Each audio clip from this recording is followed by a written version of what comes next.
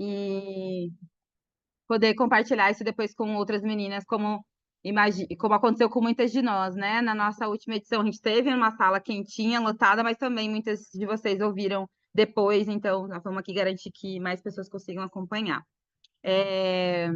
Bom, queria dar as boas-vindas para todas vocês e dizer que os Alunos da Causa é um projeto que a gente realiza junto à Secretaria de Direitos Humanos de São Paulo e à Prefeitura de São Paulo. Então, a gente está super honrada de poder criar um ambiente onde a gente consiga convidar as mulheres que têm trabalhado com a pauta das mulheridades de forma tão aguerrida, mas também poder compartilhar com elas e poder remunerar elas por esse conhecimento, por compartilhar também. Acho que essa é uma parte importante da luta feminista, é poder criar meios que a gente consiga sobreviver também desse espaço, né, que a gente cria. Então, para fazer uma breve introdução sobre o que está acontecendo aqui, vocês já ouviram, então vou tentar ser breve e remixar aqui as informações, mas a causa ela é gerida e organizada pelo ELA, Rede Internacional de Feminismos, que é a rede feita por mulheres da mídia ninja, né? A nossa Narrativas Independentes de Jornalismo e Ação. Essa é uma pergunta, vocês sabiam que ninja é uma abreviação, gente? Não é um termo? É uma abreviação para Narrativas Independentes de Jornalismo e Ação. E aí, enfim, posso contar a fofoca depois de onde veio o apelido pela primeira vez, tem toda uma historinha, todo um negocinho, mas fica para quem assistir até a quarta aula. Estou me sentindo uma coach agora, prometendo informações na última aula, depois de pagamento. Falando em coach, queria dizer para vocês que essa para a gente, especialmente, uma semana muito importante, porque é a última semana da campanha eleitoral em torno da vereança, que é o projeto que eu toco dentro da Ninja, para além da causa que está aqui com vocês, eu também acompanho a Campanha de Mulher, que é uma organização que monitora e dá suporte para candidaturas femininas e feministas ao longo das eleições. Então, vou aqui fazer meu jabazinho de vote em mulher no domingo, hein, gente? Para mudar o que vocês estão ouvindo aqui, o que a gente está debatendo, o dia a dia de vocês, no consultório, no escritório, vote em mulher. Não tem muito para onde fugir, não. Então, o Ela, a nossa rede de feminismo, ela é fundada por mulheres da Ninja e vem muito pautada em compreender qual é o papel da mulher nesse espaço de revolução, principalmente pautado na comunicação e na cultura, que é de onde a gente vem. Conforme a gente foi ouvindo outras mulheres, principalmente pela América Latina, que é onde a gente faz a maior parte dos nossos encontros, os outros países da América Latina, a gente foi sentindo uma necessidade específica de desenvolver projetos voltados para a maternidade. A gente da Ninja, nós temos filhos, somos mães coletivas, a gente tem um projeto específico em torno da maternagem coletiva, então a maternidade sempre foi uma coisa importante para a gente, e assim surge a causa, que é um projeto para dar suporte jurídico e agora psicológico para mães em estados de vulnerabilidade. Só que qual que é a pegadinha daí? Essas mães estão em estado de vulnerabilidade, então a gente precisa conseguir atender elas da melhor forma possível, e assim que surge os aulões da causa, que é o momento de formação para que nós, gestoras do projeto, as advogadas, psicólogos, mas também os ativistas em geral, consigam entender um pouco mais do que são as lutas que atravessam a gente, né? E como a gente pode dar o melhor suporte para elas, mas também para a gente, porque o autocuidado mental para ativistas é muito importante. Eu vivo falando isso, né? Não tem como a gente ajudar ninguém se a gente estiver mal. Então, precisamos aí dar espaço para a gente poder assimilar essas coisas também. Então, bom, terminei o meu solo aqui, inicial. Vou passar para a Ju, que vai fazer a mediação daqui para frente. Já adianto que quem vem da última aula com dúvidas e quiser já começar a escrever, e as dúvidas, e começar a se organizar, vai ter um momento para isso. Mas antes disso, eu peço para que todo mundo se apresente aqui no chat, tá? Para a gente saber quem está aqui. Fala nome, cidade, se você de fazer parte da causa ou não quiser colocar, fiquem à vontade, tá bom? Beijos, boa aula para gente. Obrigada, Adríade. Bom dia, então, para todas e todos. Temos poucos homens, né? De novo. Eu acho que era legal aí no chat dizer o que faz da vida, advogada, psi, é ativista, para a gente entender aqui até onde a gente está alcançando. Meu nome é Juliana Cambaúva, eu estou representando a coordenação da parte de apoio psicológico para as assistidas pelo projeto da causa, e estou tendo a alegria de poder fazer a ponte, né, para duas organizações que eu acredito muito no trabalho, que é o Movimento Atreva-se, e a Fala Mulher, que estão dando os aulões aqui para gente. Então, semana passada a gente já foi bem mobilizadas, né, aquecidas pela fala da Nicole e da Lê, e essa semana elas vão apresentar para a gente os jogos. E eu acho que é legal, elas vão se apresentar, eu acho legal a gente ter um tempinho aí para sentir esse aquecimento da semana passada para essa, como é que o pessoal está chegando. E é isso, tô disponível aqui no chat para outras informações, nos grupos. Um bom trabalho para a gente. Ah, e é isso, gente. Nós vamos até umas 2 horas de teto, né? Como a gente fez no ano passado, certo? Todo mundo Certo. Tem joia. só uma coisinha que eu esqueci de falar. Tem lista de presença hoje de novo, viu, gente? Toda aula tem que assinar a lista de presença. Eu vou colocar aqui já o link. E vocês podem tocar. Obrigada, Tríade. Nicole? Oi, turma, que bom. Juliana, entusiasta do Movimento Atreva-se. Sou fã, Ah, é lindona. verdade. Obrigada, Ju. Obrigada, Ju. Obrigada, turma. Bom, Lê, quer começar? Depois a gente vai naquele modo trator que Bom, eu sou Alessandra, sou terapeuta ocupacional e terapeuta de família, ativista no Movimento Atreva-se, ativista feminista, antipatriarcal, anticolonialista. Tem todo esse trajeto. Eu sou uma mulher branca, tenho cabelos enrolados, está preso num coque, e estou com uma roupa bem colorida hoje. Para quem esteve semana passada com a gente, percebeu que o nosso trajeto é um trajeto de uma narrativa que vai se construindo a todo momento, né? Então, a conversa lá de trás trouxe um pouco onde o movimento Atreva-se se iniciou, e hoje a gente traz a nossa grande ferramenta, que são 3 jogos, né? A gente brinca que a gente anda para cima e para baixo com cassino, porque são jogos são baralhos, né?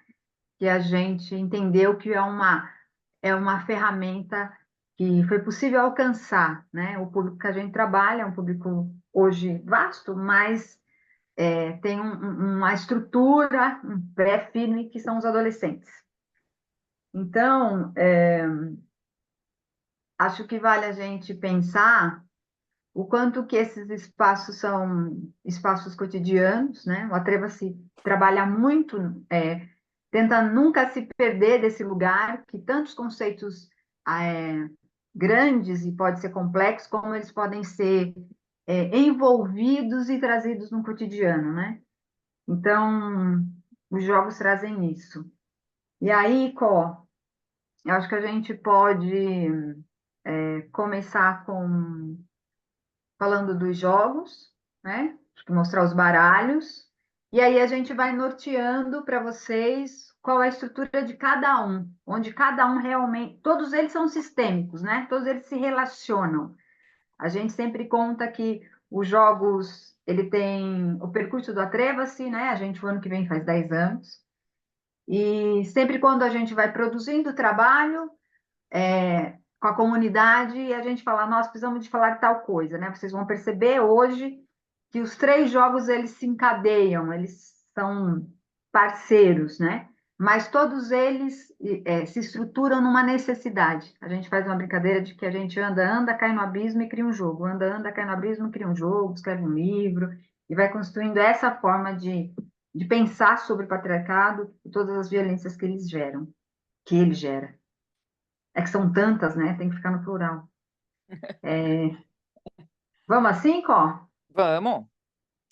Bom, então, queria falar um pouquinho, né, dos jogos. Eu falo que meu sonho de infância era ser croupier, sabe? Aquela galera que fica organizando jogo em cassino. E aí eu dei um jeito de virar croupier na vida. Resolveu aí, ó. Fazer aqueles baralhos. Ainda vou fazer. Bom, uma coisa que eu queria contar para vocês, mais do que contar sobre os jogos, óbvio, a gente vai chegar em cada um deles e por que a gente criou dessa maneira e tudo mais, mas a gente chega nos jogos com uma intenção muito didática, de transformar conceitos muito cabeçudos em experiências cotidianas, né? Em questões que a gente consegue perceber, tocar com a mão. Então, a gente escolhe os jogos, primeiro porque a gente gosta de jogar, é algo que toca a gente, né? Assim, eu tenho uma filha de 9 anos, falei que eu detesto brincar, mas jogar eu adoro. Então, é cheio de jogo aqui em casa, né? Porque é um jeito que a gente vai achando de construir experiência, né? De perceber a coisa muito no modo enquanto você está fazendo aquilo, né? Mais do que uma palestra e coisas assim. Então, a gente chega no jogo com essa intenção, com a intenção de vivenciar questões que, de alguma maneira, a gente está apresentando, né? Então, peraí, deixa eu só tirar aqui meu WhatsApp, porque hoje está uma loucura. Desculpa, gente. E aí, então, a gente chega nos jogos por conta disso, né? Por uma aposta de que é possível a gente tocar de maneira empírica naquilo que a gente vem apresentar, né? Então, a gente cria o primeiro jogo, que é o Nomear para Combater, ainda sem saber muito o que ia acontecer, né? Ainda a gente faz um financiamento coletivo, quando a gente escolhe que a gente vai para as escolas, a gente faz um financiamento coletivo baseado 100% em confiança, porque as pessoas não conheciam, a gente não existia, então as pessoas não conheciam a gente. Então, as pessoas confiavam na gente, né? Confiavam, sei lá, a minha rede que colocou lá confiava em mim, né? Tipo, a Nicole faz um trabalho que é massa, vou botar esse dinheiro aqui na Nicole. Aí, depois de muitos anos, virou uma coisa de colocar um dinheiro ou alguma coisa no Atreva-se. Mas, e a gente foi entendendo que isso já é uma metodologia, né? Uma das maneiras que a gente tem de perceber também os espaços de poder é o quanto o corpo como o meu, que é um corpo branco, cisgênero, classe média, um corpo que transita de maneira muito tranquila no que o Bourdieu lá vai chamar de capital social, né? Então, é muito possível para um coletivo como o nosso, formado basicamente de mulheres brancas, porque a gente faz um trabalho que agora a gente está começando a ganhar dinheiro com isso, então a gente fala que quem tem que trabalhar de graça é mulher branca mesmo, da classe média, então a gente começa a desenhar algo a partir das esferas de poder que o nosso próprio corpo ocupa, né? Então a gente consegue esse financiamento coletivo e faz esse primeiro jogo e cria também essas possibilidades, entendendo que o nosso corpo é também um corpo que representa poder, né? E aí é essa primeira escolha que a gente tem, que é de colocar o poder que a gente exerce dentro daquela sala de aula em xeque, né? Essa é o primeiro grande desafio, né, que eu acho que a gente enfrenta, é nos entendermos como os corpos que representam poder dentro daquela realidade que a gente está querendo questionar poder, né? Então, a gente usa algumas metodologias, uma delas dada pela Bell Hooks, que a Bell Hooks fala no Ensinando a Transgredir, uma coisa muito maravilhosa, que é começar contando as falhas, né? Os erros. Então, começar uma conversa com a sala de aula a partir dos nossos fracassos, né? E essa conversa, a gente começa assim, a gente começa dizendo, olha, a gente fez isso assim, assim, assado, a gente sabe que esse trabalho é importante, e a gente vem a partir do que a gente não sabe fazer junto com vocês, né? E considerando todas essas esferas de poder. Enfim, se tiverem alguma dúvida aí, vão falando, porque a gente já falou disso tantas vezes, que às vezes a gente tem como dado coisas que não são dadas ainda, né? Bom, aí a gente cria esse primeiro jogo, que é um jogo muito simples. Nossos jogos são muito simples. A gente tem também essa intenção, né? Quando o jogo começa a ficar muito complicado, não, porque aí precisa tal coisa, aí precisa colocar, eu falo, não serve ainda. Tem que chegar num lugar que ele é bem simples, bem direto e resulta numa reflexão bastante didática. essa também é uma das nossas metodologias, porque também a gente entende que parte do não compreender é uma construção de poder. Então, para vocês terem ideia, eu estou lendo o Capital, do Marx, no livro 2 já, e o livro 1, no prólogo, o cara fala assim, você tem que ler 10 vezes esse livro para você conseguir entender. Porque o que ele está dizendo isso? Para você nem começar a ler, né, gente? Você fala, meu Deus, 10 vezes um livro de 900 páginas? Menina, olha a quantidade de coisa que tem para ler na vida. Pelo amor, aqui é só um pedacinho, né? O que tem, você fala, ai, não vou, não é para mim. Né? E quando você começa a ler, por exemplo, um livro como esse, do Capital, que é um livro complexo e tal, você entende, porque está no seu cotidiano. Né? Então, uma das coisas também que a gente percebe é que o poder ele se manifesta num saber inatingível, num saber que é impossível de você conseguir, que você tem que estudar muito, que só se você ler 7 versões do Segundo Sexo, da Simone de Beauvoir, que você vai poder começar a falar de alguma coisa. E aí você esquece que você tem uma experiência no seu cotidiano, que você atravessa a rua quando você está andando e tem um monte de macho num bar tomando cerveja. Você esquece do seu cotidiano que você está lavando louça enquanto o companheiro está produzindo filmes, escrevendo sei lá o quê, que você para o seu projeto de vida para amamentar enquanto, né? Esses dias eu fiquei sabendo, tem um casal de amigos de trabalho de teatro, e aí ela me contando, não, é um trabalho de circo que eles fazem, é um casal, e aí ela contando assim, não, Nicole, eu criei todo o projeto, eu criei toda a cena e engravidei. E aí eu coloquei outra atriz para fazer o trabalho que eu ia fazer e o meu marido viajou o mundo inteiro com um trabalho que era meu e eu fiquei com a minha criança no colo. Tá dado, né? Não precisa ler a Simone de Beauvoir para entender isso. Não precisa ler a Sueli Carneiro para entender isso. Não precisa ler a Bell Hooks para entender isso. Quando você vai ler a Sueli Carneiro, a Bell Hooks, a Simone de Beauvoir, seja lá quem for, você se reconhece. Você diz, uou, entendi. Então, é esse espaço de poder passa, né? No meu caso, eu reconheço os espaços de poder que o meu corpo ocupa e reconheço os espaços de poder que o meu corpo sofre. É um pouco esse caminho. Então, às vezes eu pego uma estrada e vou embora, viu, gente? Então, qualquer coisa vocês gritam também, fala, Nicole, jogo. Bom, Nomear para Combater, a gente cria esse jogo, que é um jogo bastante simples, que é um jogo de narrativas. Então, ele é dividido em 3 montinhos de carta. O PDF é dividido em 4. Tem uma partinha roxa, assim, ó, que é essa aqui, que a gente nunca usou, mas depois eu conto para vocês o que é isso. Então, a gente tem 3 montinhos de carta. Ambientes, que é esse montinho verde.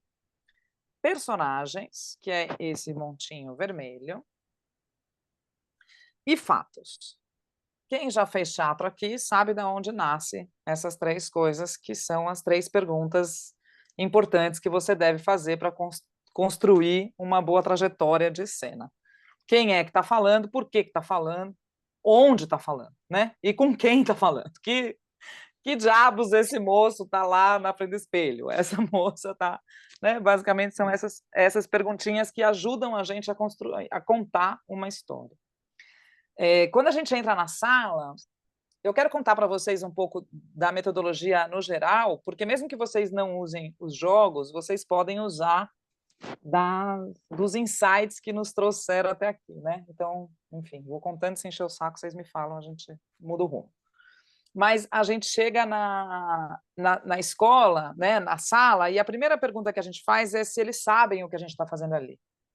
E muitas vezes eles não sabem, não fazem ideia. Então a gente conta quem é a gente, o que é que a gente está fazendo ali, e que a gente é ativista feminista, antipatriarcal, anticapitalista e anticolonização do movimento Atreva-se. E aí a gente pergunta para eles se eles sabem o que é feminismo.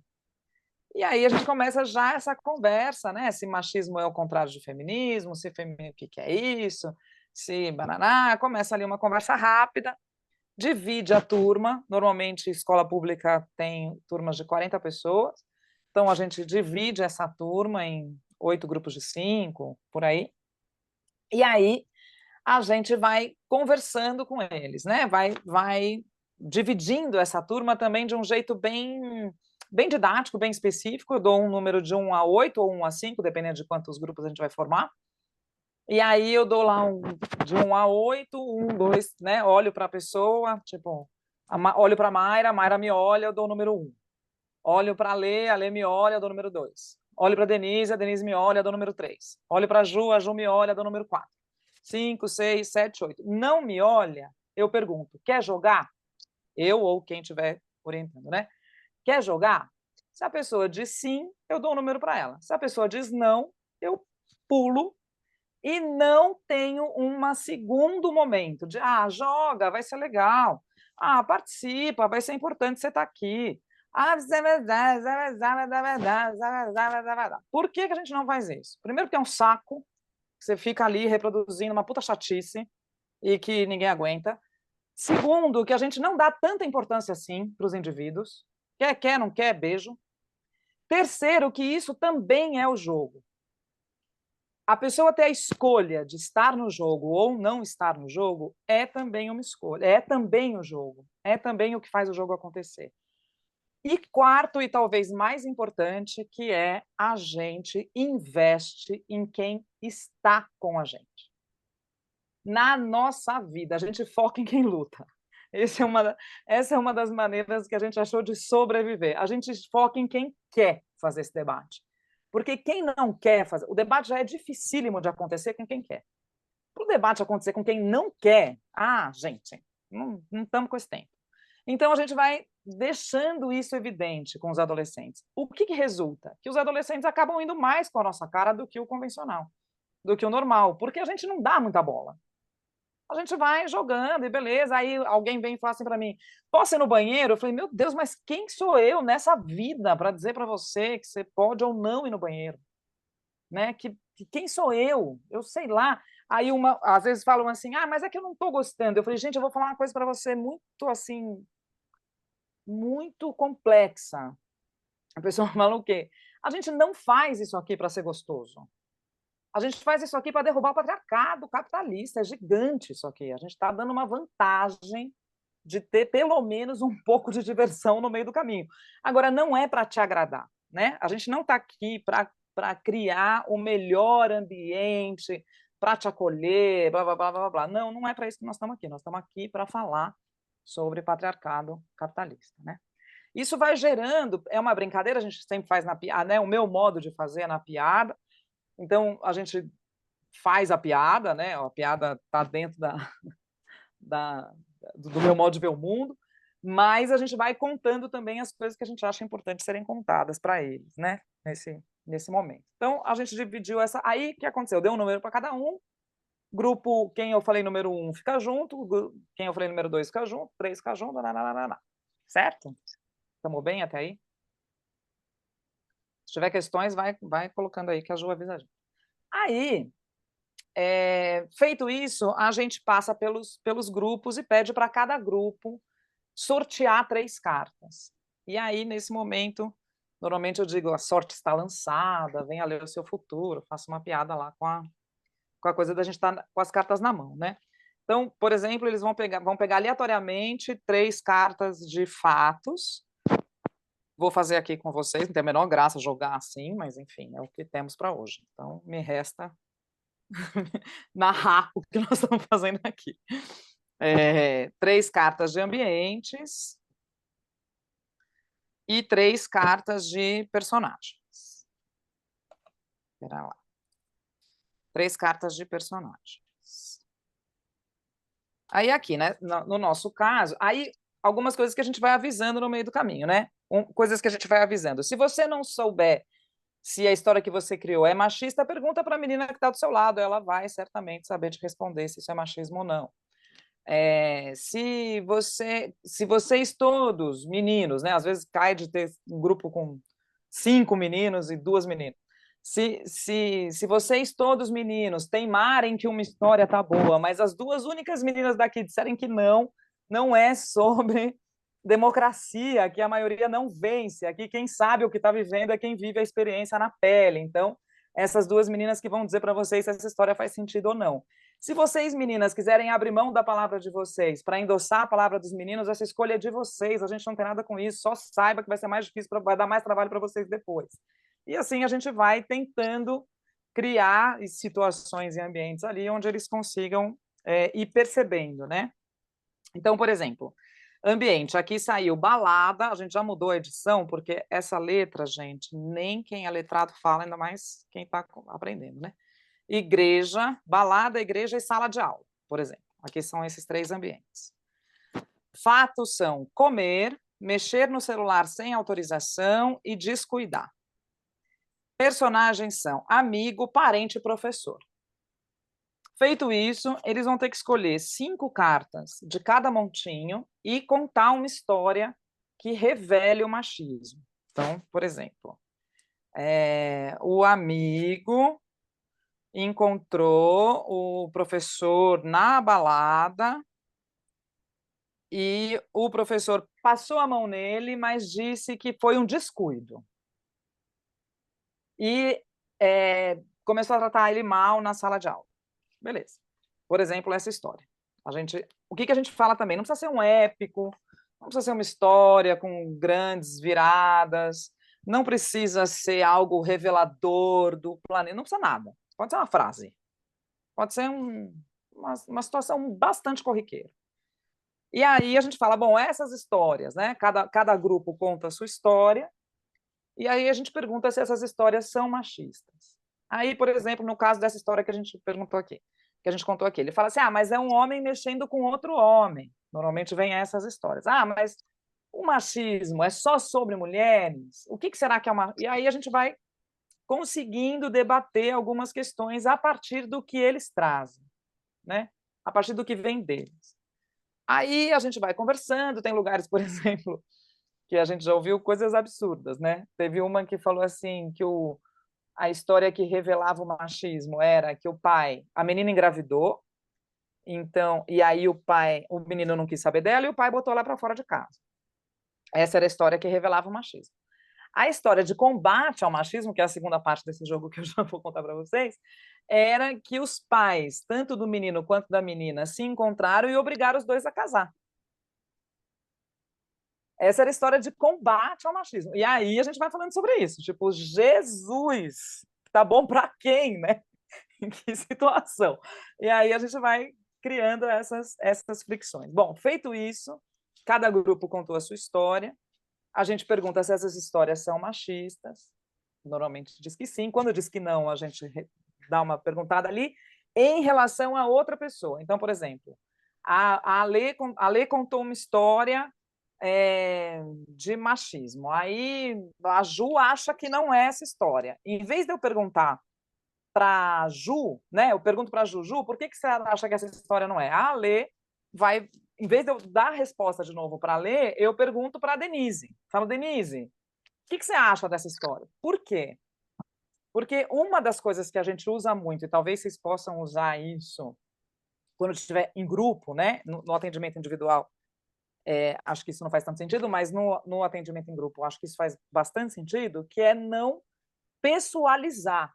Então, não é a opinião da Alê versus a opinião da sei lá, da Ju, quem tem mais razão, né? Como que essa situação desse indivíduo revela algo que é sistêmico. Então, a gente usa aquela experiência, não, para mim não é machismo. Então tá bom, então o que é machismo? Para você Ju? Maíra, para você Ale, para você Denise, para você Dríade, para você sei lá quem para você acabou, tá dado. Não é sobre o convencimento, entende? Porque a gente percebeu também que se perde muito tempo tentando convencer as pessoas. E não é pelo convencimento. A gente não acha que a gente ganha pelo convencimento, a gente ganha pela obviedade, pela maneira com que aquilo não cria eco, ou cria um eco contrário, e a gente revela esse eco contrário também, quando a gente percebe que não, você está querendo disputar comigo, você não está querendo fazer o debate, você está querendo disputar comigo, e eu não vou disputar com você, porque eu tenho sei lá, aprendi a fazer bolo que você tem de idade. Então eu não vou entrar na disputa, né? Como diria minha irmã, tem o brinco mais velho que você. Então não dá para a gente entrar nesse espaço de disputa, né? Então a gente vai revelando. Por exemplo, teve uma vez que um menino, eu falava assim, quando a gente foi fazer o jogo das princesas, aí o menino falava assim, ah, não, mas essa aí não é princesa. Sei lá, falando da Moana. Não, Moana não é princesa. Aí continuava falando alguma coisa. Ah, não, mas isso aí foi, né, disputando no conhecimento sobre a princesa. E aí eu falei assim para ele, olha, a gente tem duas chances. Ou a gente finge que esse debate que a gente está tendo é importante, e aí eu fico fingindo que eu legitimo o que você está falando, e você finge que está me desafiando, porque você tem 14 anos e eu tenho 44 na época. Então, é um fingimento, é tanto um fingimento seu quanto um fingimento meu, ou a gente faz o jogo acontecer e tenta tirar do jogo alguma coisa que sirva tanto para mim quanto para você. E aí ele deu risada, porque eu peguei ele no pulo, né? Tipo, eu contei para ele que eu sabia o que ele estava fazendo comigo, né? E quando eu contei para ele o que eu sabia o que ele estava fazendo comigo, ele ficou molinho e veio para o jogo junto comigo, né? E aí, e também é isso, tipo, o jogo é do tamanho que o jogo tem. E quem dá o tamanho do jogo é quem joga. Então não adianta eu dizer assim, uma vez, né, as pessoas falam, ah, mas esse jogo é divertido. Olha, tem gente que acha que o War é incrível, você dominar metade do mundo e matar todas as pessoas. Tem gente que se diverte com isso. E seguimos, entendeu? Tem gente. Tanto faz, né? Se o jogo é divertido ou não. Quem que vai. Como é que a experiência do jogo vai ser divertida ou não? Do quanto eu me implico com esse jogo. Do quanto eu deixo que esse espaço que a gente está abrindo, essa fresta que a gente está abrindo no tempo, ela seja ocupada pelo que a gente tem de melhor, né? E que o que a gente tem de melhor não necessariamente é bom, bonitinho, gostosinho, né? E por aí vamos. Bom, aí a gente faz essa... Quer falar alguma coisa, Lê? Não, acho que depois que você terminar ele, eu pontuo o que a gente estrutura nas violências. Tá bom. E Aí você aí, termina e eu falo. aí a gente termina essa primeira fase e vai para a segunda fase, que é você pode trocar até 3 cartas do jogo, isso é só para dar alguma jogabilidade, né? Não, tanto faz, e vai contar uma história que combata o machismo. E aí começa, ah, mas posso trocar 4? Pode. Posso contar com só 2 cartas? Pode. Pode tudo, porque o que você conseguir propor de combate ao machismo, para nós está valendo. Pode ser com carta, pode ser sem carta, pode ser cantando, pode ser com ciranda, pode ser o que você me oferecer. Se A gente funcionar, aceita. a gente aceita, não tem problema nenhum. E aí também a gente vai brincando com isso, né? Com as convenções que a gente mesmo cria e a gente mesmo derruba as convenções, né? Porque a brincadeira também é essa, né? Dizer que convenção é algo combinado. Patriarcado é algo combinado.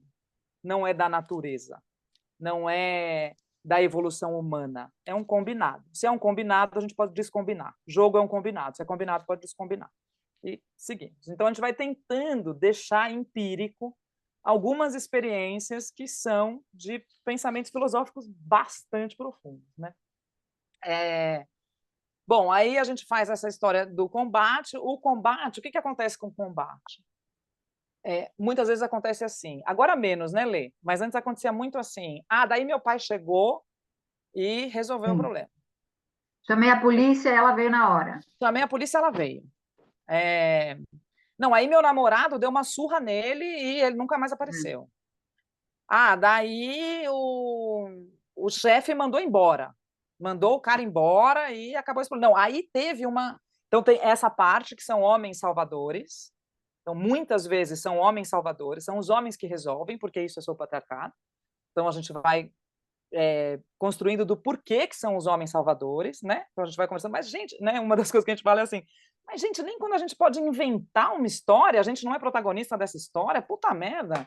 Mas nem quando não tem nenhuma base de realidade, nem quando não precisa ser verdade, nem quando dá, nem assim a gente consegue criar um espaço onde, não, peraí, quero contar outra, né? Quando se dão conta, pode contar outra, vamos ver se dá tempo, né?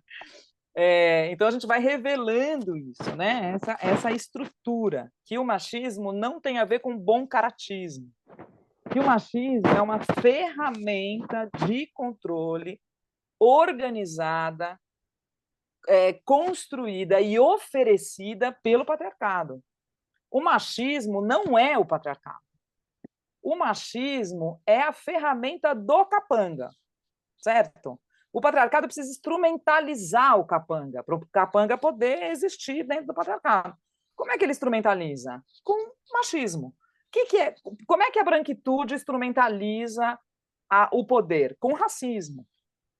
Como é que a cisgeneridade? Com transfobia. Como é que... Entende? É dessa maneira. Aquilo é uma ferramenta de controle que está ao alcance de qualquer pessoa. Se não fosse assim, a Margaret Thatcher não teria existido.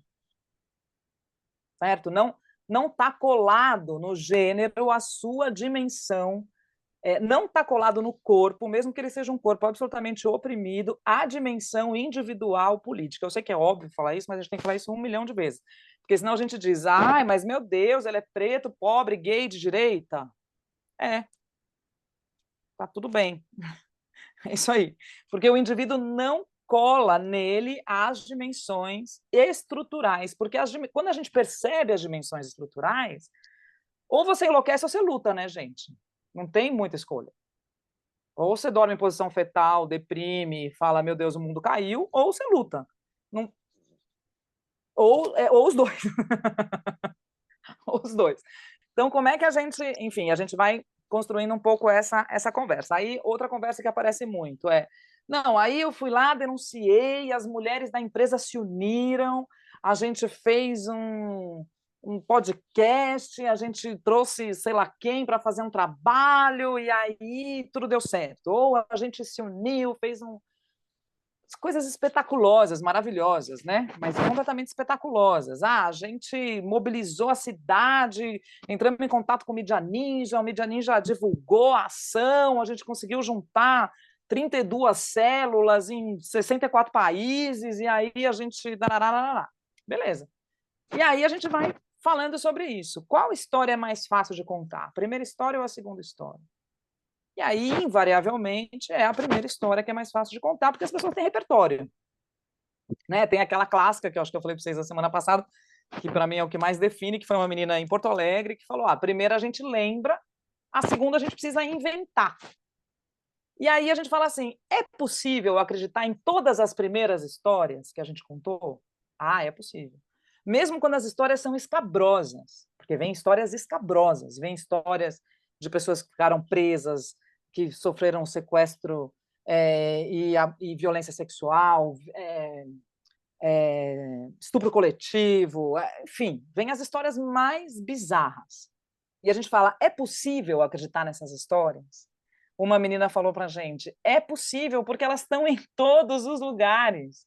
Porque por mais absurda que seja a história que a gente vai contar, tem uma história na vida real que é mais absurda que essa ainda, né? Então, e é bem isso que a gente vive, né? Sei lá, o cara que alugou a mulher para 70 estupradores e filmou. Quer dizer, você fala, não é possível, não tem nada pior. Tem, sempre tem. Porque o poder, ele se reinventa, né? É uma coisa que vai se reinventando, está sempre pronto para um próximo absurdo. E aí a gente vai falar, e as histórias de combate ao machismo? É possível acreditar nisso? Acontece mesmo quando você vai lá, denuncia e a pessoa na sequência é presa? Acontece isso mesmo? Uma menina falou assim, uma menina usou uma vez uma coisa falando sobre medida protetiva.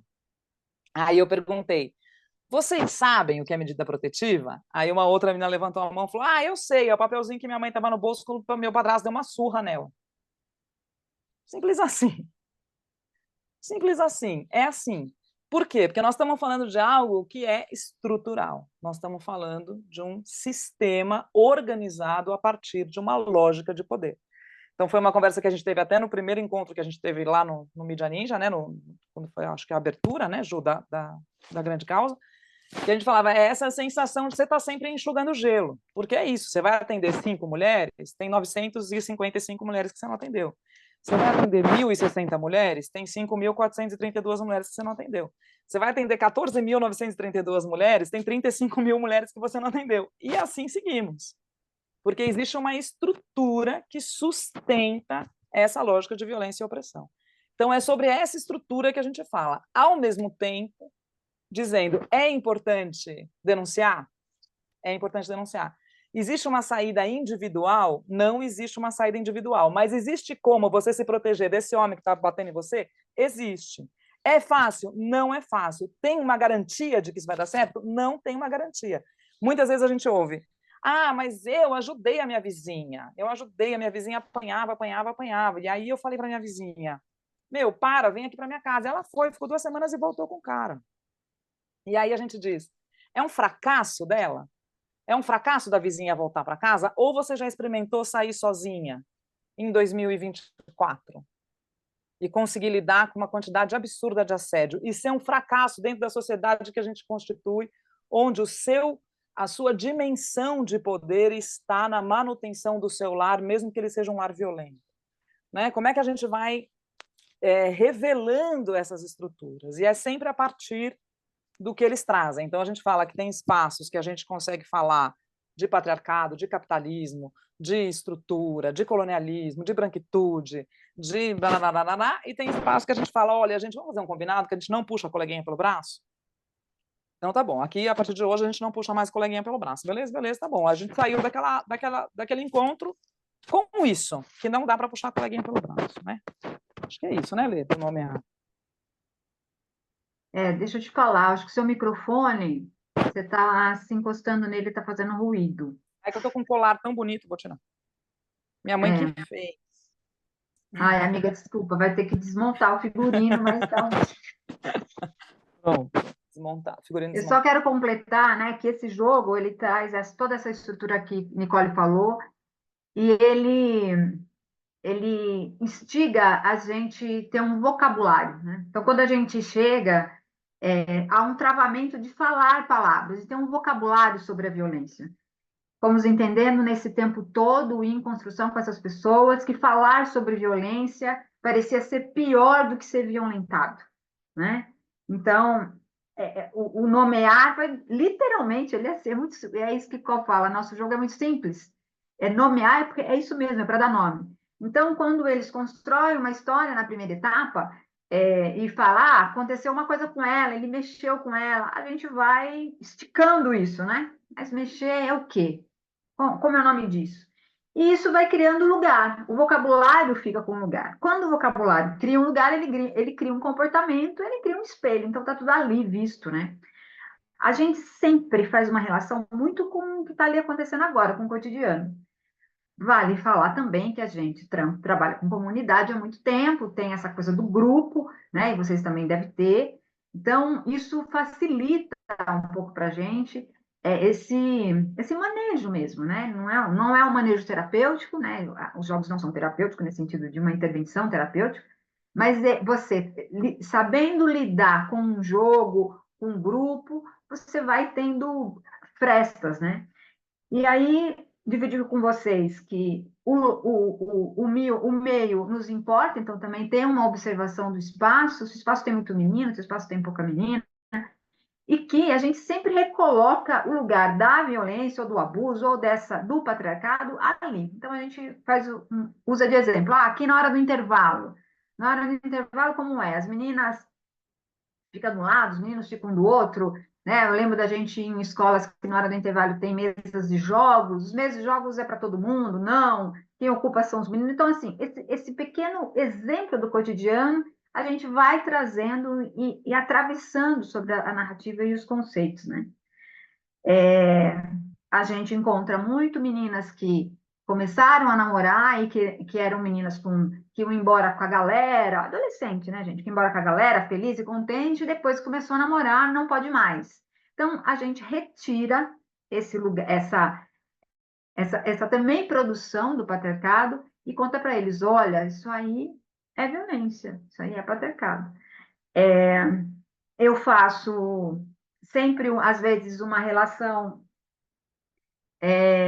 de que antes de eu ir para a cidade, eu fuço um pouco sobre os serviços, né, de proteção à mulher que existe na cidade, também para ajudar, de dados mesmo, para contar, olha, nessa cidade aconteceu, nessa cidade tem delegacia da mulher, mas sabia que a delegacia de mulher fecha a tal hora, final de semana não funciona? Não, vamos pensar, a violência ocorre quando? E a gente vai construindo esse lugar, né?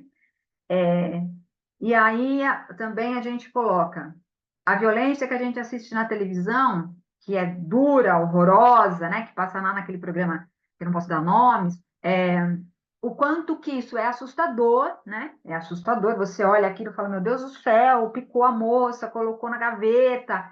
O quanto que isso é horroroso, mas isso é o extremo da violência, né? Como a Nicole diz, as coisas não têm limite, mas também tem uma violência rasteira do cotidiano que a gente produz, né? Então a gente acende um pouco esse lugar. Na hora do combate, tem todo isso, né, que a Có disse, essa coisa muito do herói, e logo leva o herói, leva ao príncipe, está tudo interligado, o homem como realmente um salvador, né? E aí, às vezes, a gente vai embora um pouco com essa sensação, né? O quanto que o combate pode realmente reverter uma situação, uma possibilidade de alteração. E aí, às vezes, a gente recebe notícias que o combate, depois que a gente foi embora, né? As coisas se assentaram, tiveram discussões sobre aquilo, né? As meninas organizam algo. E organizar algo pode ser um clube feminista, pode ser. A gente tem um podcast, né? E ouvir um podcast só de mulheres que leram livros de mulheres, em sua maioria, e aí faz uso disso. Então, também tem um pós, né? Um pós nossa ida, que ele vai se fazendo com o que ficou.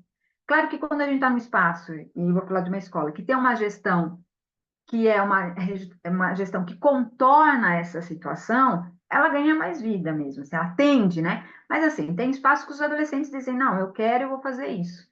Então, também o combate, às vezes, na hora do jogo, ele fica nesse combate como homem grande salvador, sem muita construção mesmo de possibilidade real, porque a gente vai também questionando, como a Nicole falou, é real, não é? Mas a gente também tem uma devolutiva que o pós, o combate acaba acontecendo, acaba sendo pensado através de uma ação dentro da escola. Isso para a gente é muito importante. Então, o Nomear é isso, é essa estrutura. A gente vai dizendo isso é uma estrutura, não é sobre você. E aí é uma coisa muito massa que a gente vai chegando a vários lugares e que machista é diferente de machismo. E aí quando eles falam, poxa, é verdade, né? Machista é o fulano, beltrano, ciclano. Né?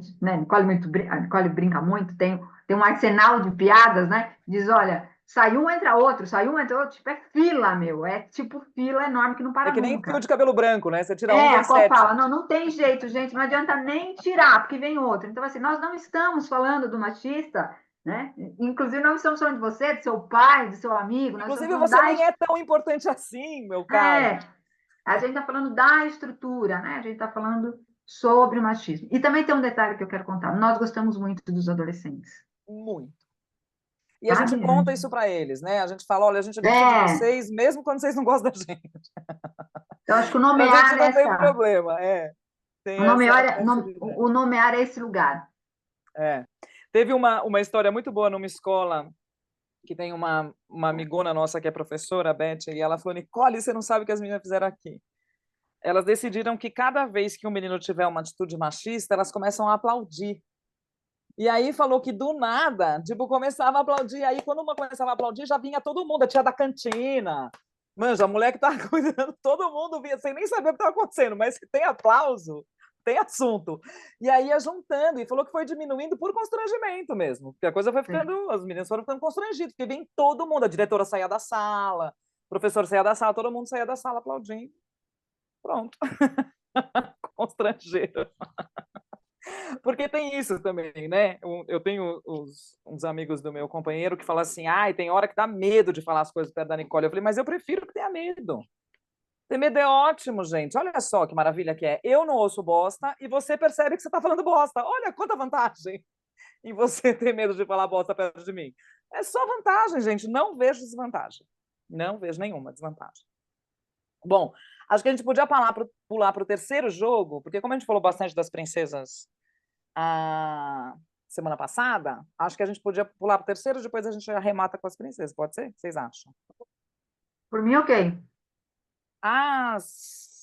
O terceiro jogo, exatamente, name change, exatamente, Mayra, é isso, passe vergonha.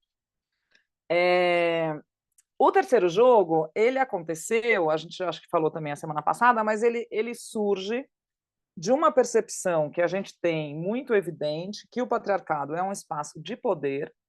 Então, o patriarcado ele resulta ser sobre gênero, mas ele é uma manifestação de poder que usa o gênero para manifestar esse poder. Então, nós estamos falando de poder. Nós estamos falando de como o poder se estabelece. Então, o que a gente precisava? Por exemplo, a gente não fala sobre masculinidade tóxica, porque a gente não acredita nisso. A gente acredita não, a gente sabe que isso é uma falácia do capitalismo. Isso é blá, blá, blá, isso é bobageira. Porque a masculinidade tóxica dá a sensação que você pode escolher que tipo de masculinidade você quer exercer. Então, você pode ser um escroto quando você acorda, mas você pode ser um fofinho às 4 da tarde quando você pega seu filho na escola. Ou você pode ser um pai massa pra caramba e arrebentar a sua vizinha, entende? Porque a oferta de masculinidades ela está dada na prateleira, assim como é possível você comprar comida vegana do lado da indústria de boi, certo? Então, o que a gente vai percebendo? Que a gente precisa revelar a estrutura de poder, por 2 motivos. Um, para o menino que exerce porque também tem essa história, que para a gente é muito chata, enche bastante o saco, que é, mas para os meninos vocês estão fazendo o quê? Por quê? Patriarcado é sobre as meninas, os meninos estão vivendo aonde? Em Marte? Aonde estão os meninos? Se eles não... Como assim, para os meninos a gente está fazendo o quê? Ah, não, porque essa conversa é uma conversa de empoderamento das meninas. E os meninos? Eu falei, se as meninas estão empoderadas, os meninos estão perdendo poder, gente. É assim. É o mesmo jogo, é a mesma conversa. Porque o que a gente vai fazer? A gente vai esvaziar o sujeito de poder. Essa é a nossa lógica. Se esse menino está ofendido, é porque ele está usando o poder dele e nós estamos questionando ele. Se ele não está ofendido, ele está com a gente. Vida que segue. Né? Aí uma pessoa me liga esses dias e fala assim, mas é que eu tenho 2 filhos. Eu falei, você quer que eu faça algo especial para eles? Eu não estou entendendo, eu estou confusa.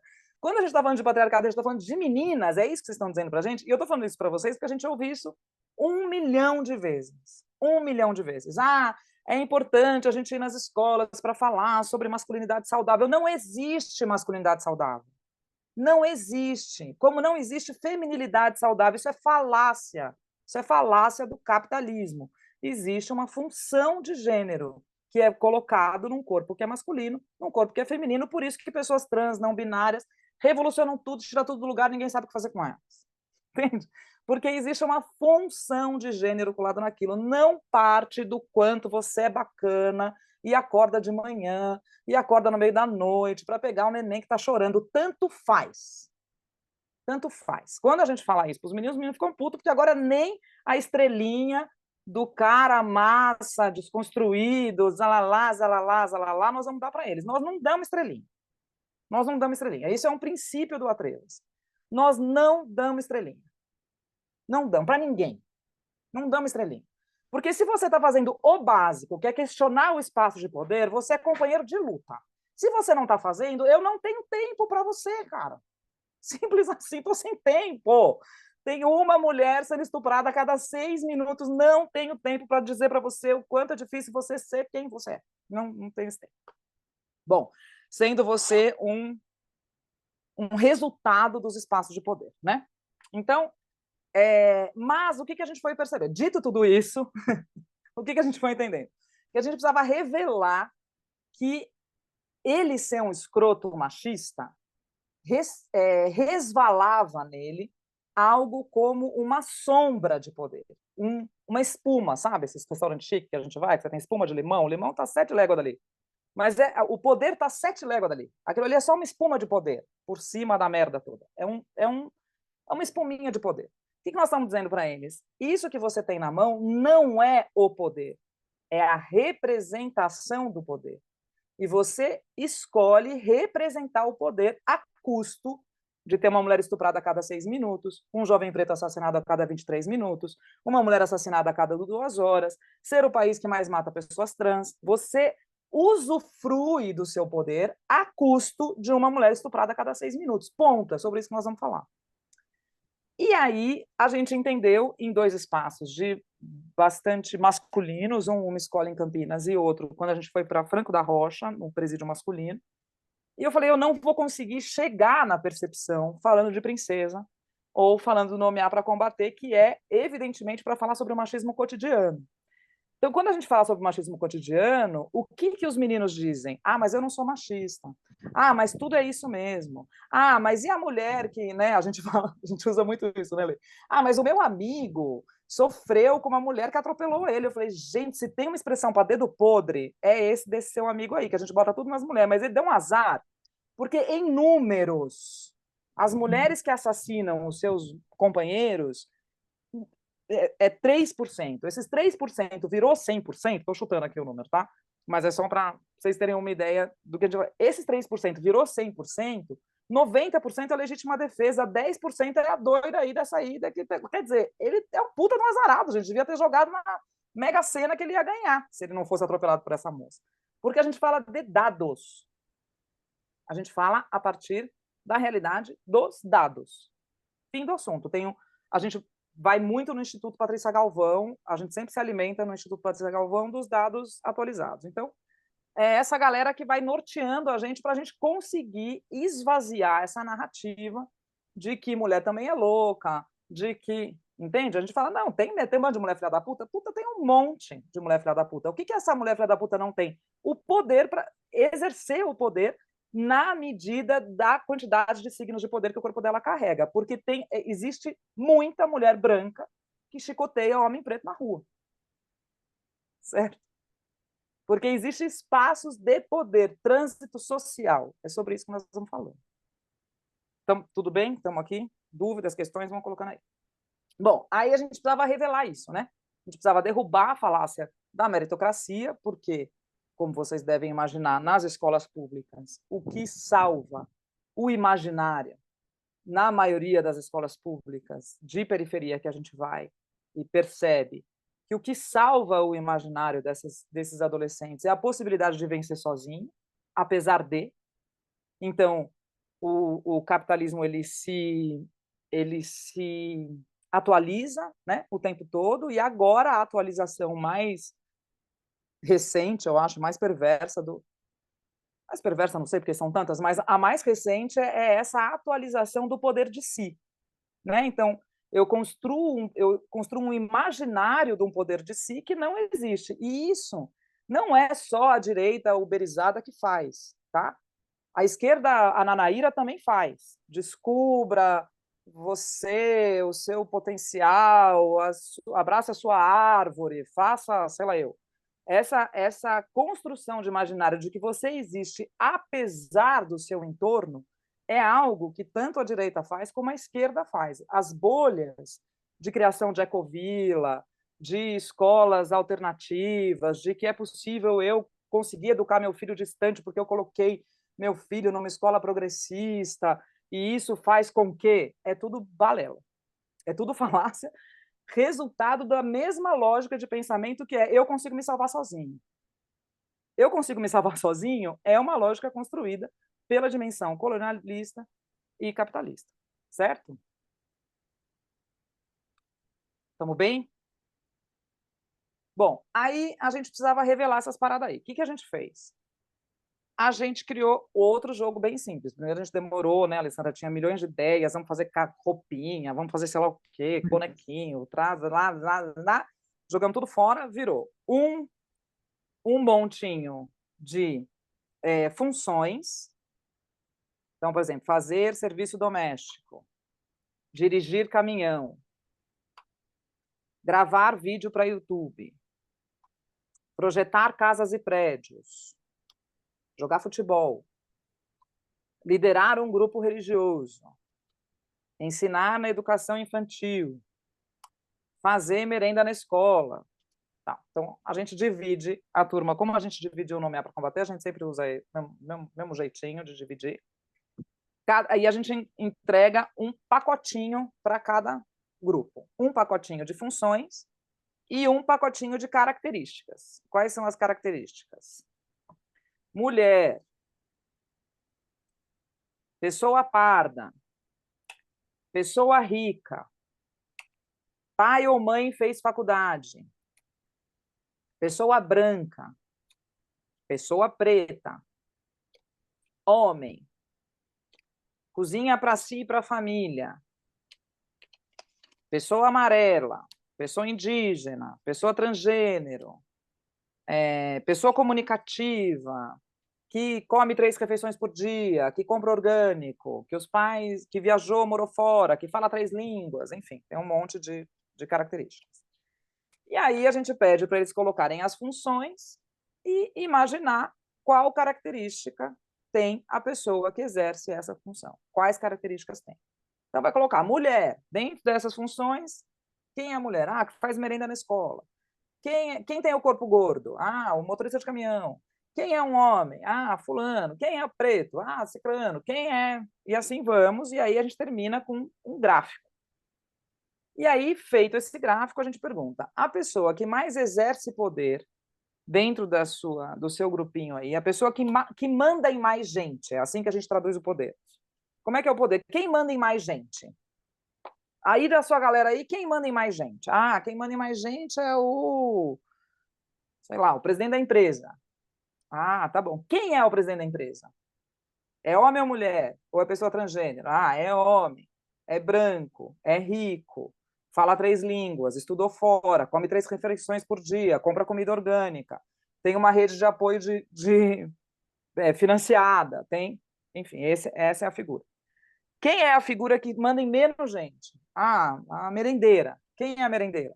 Uma mulher preta que mora na periferia, é gorda, limpa a própria casa, cozinha para a própria casa, vive numa relação monoparental, cuida sozinha dos filhos, e por aí vai. E aí a gente vai conseguindo debater se isso é meritocracia, o que é meritocracia dentro dessa construção de realidade que está ali escancarada, né? E a gente já ouviu coisas, é muito interessante quando a gente faz esse jogo com a branquitude classe média, que tem uma dificuldade muito grande de colocar, porque tem um imaginário na branquitude de esquerda, classe média, lugar que eu falo como, sabendo do que eu estou falando, porque é onde eu atuo, aonde eu fruto daí que eu sou, né?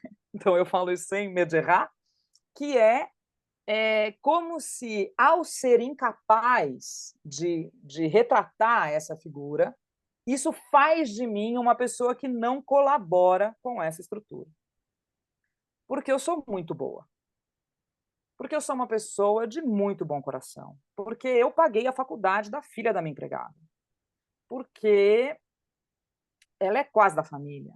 Porque blá, blá, blá, blá, blá, desde as coisas mais violentas até as coisas que falam, mas, meu Deus, agora eu não posso nem dar mais minha roupa usada para elas. Gente, mas eu ajudei tanta gente dando roupa usada. Não, você não ajudou dando roupa usada, você se livrou de um lixo que você não sabe onde jogar. Vamos acordar para a vida? Você não está dando, você não está fazendo o bem porque você faz uma doação de roupa usada. Né? Você vai reproduzindo esferas de poder. E a gente vai contando sobre isso. Então, quando a gente joga com essa branquitude da classe média de esquerda, porque os de direita nem chamam a gente, né? Mas quando a gente joga, os poucos que chamaram, foi terrível, né? Mas a gente revela aí, por exemplo, teve uma que falou assim para mim, mas eu achei esse jogo muito preconceituoso. Eu falei, é um jogo? Fale mais sobre isso. Vamos conversar sobre isso. Não, mas é para a gente falar os personagens que são na vida real ou os personagens que a gente imagina como um mundo melhor? Ah, Alecrim Dourado. Que bonitinho você imaginar um mundo onde o STF tem 54% das pessoas pretas. Que lindeza seria 4% pobres meninos ricos. Exatamente. Que mundo você vive? Porque essa construção de imaginário que essa esquerda liberal fez e esse feminismo liberal fez de que faça a sua parte, fazer a sua parte já é o suficiente, é uma falácia meritocrática. Certo? Assim como você consegue sozinho. Faça a sua parte, independente do mundo que está caindo, não resolve, pessoal. Tem que fazer um pouquinho mais que a sua parte. Tem que se implicar. Se você quiser mudar o mundo, Você tem que se implicar na mudança do mundo e não achar que a mudança parte de você, entende? Ah, e eu sou o que eu quero ver do mundo. Obrigada, Gandhi. Valeu, mas a gente precisa ter uma lógica comunitária nesse princípio, porque isso não faz de mim um alecrim dourado, entende? Quer dizer, faz de mim um alecrim dourado que na hora de pegar fogo aqui em Piracaia, o alecrim dourado espalha o fogo, gente, dentro da mata. Olha que loucura! Olha que didático. Ele é responsável por uma explosão de fogos ou alecrim que vive na mata mesmo. Entende? Então, é isso. Essa hora eu passo raiva. Mas foi isso, né? O terceiro jogo é esse. Entenderam? Olha só, Conta, fiquei curiosa de saber, vocês aplicaram esse jogo no presídio? E conta. Não consegui voltar Não. depois.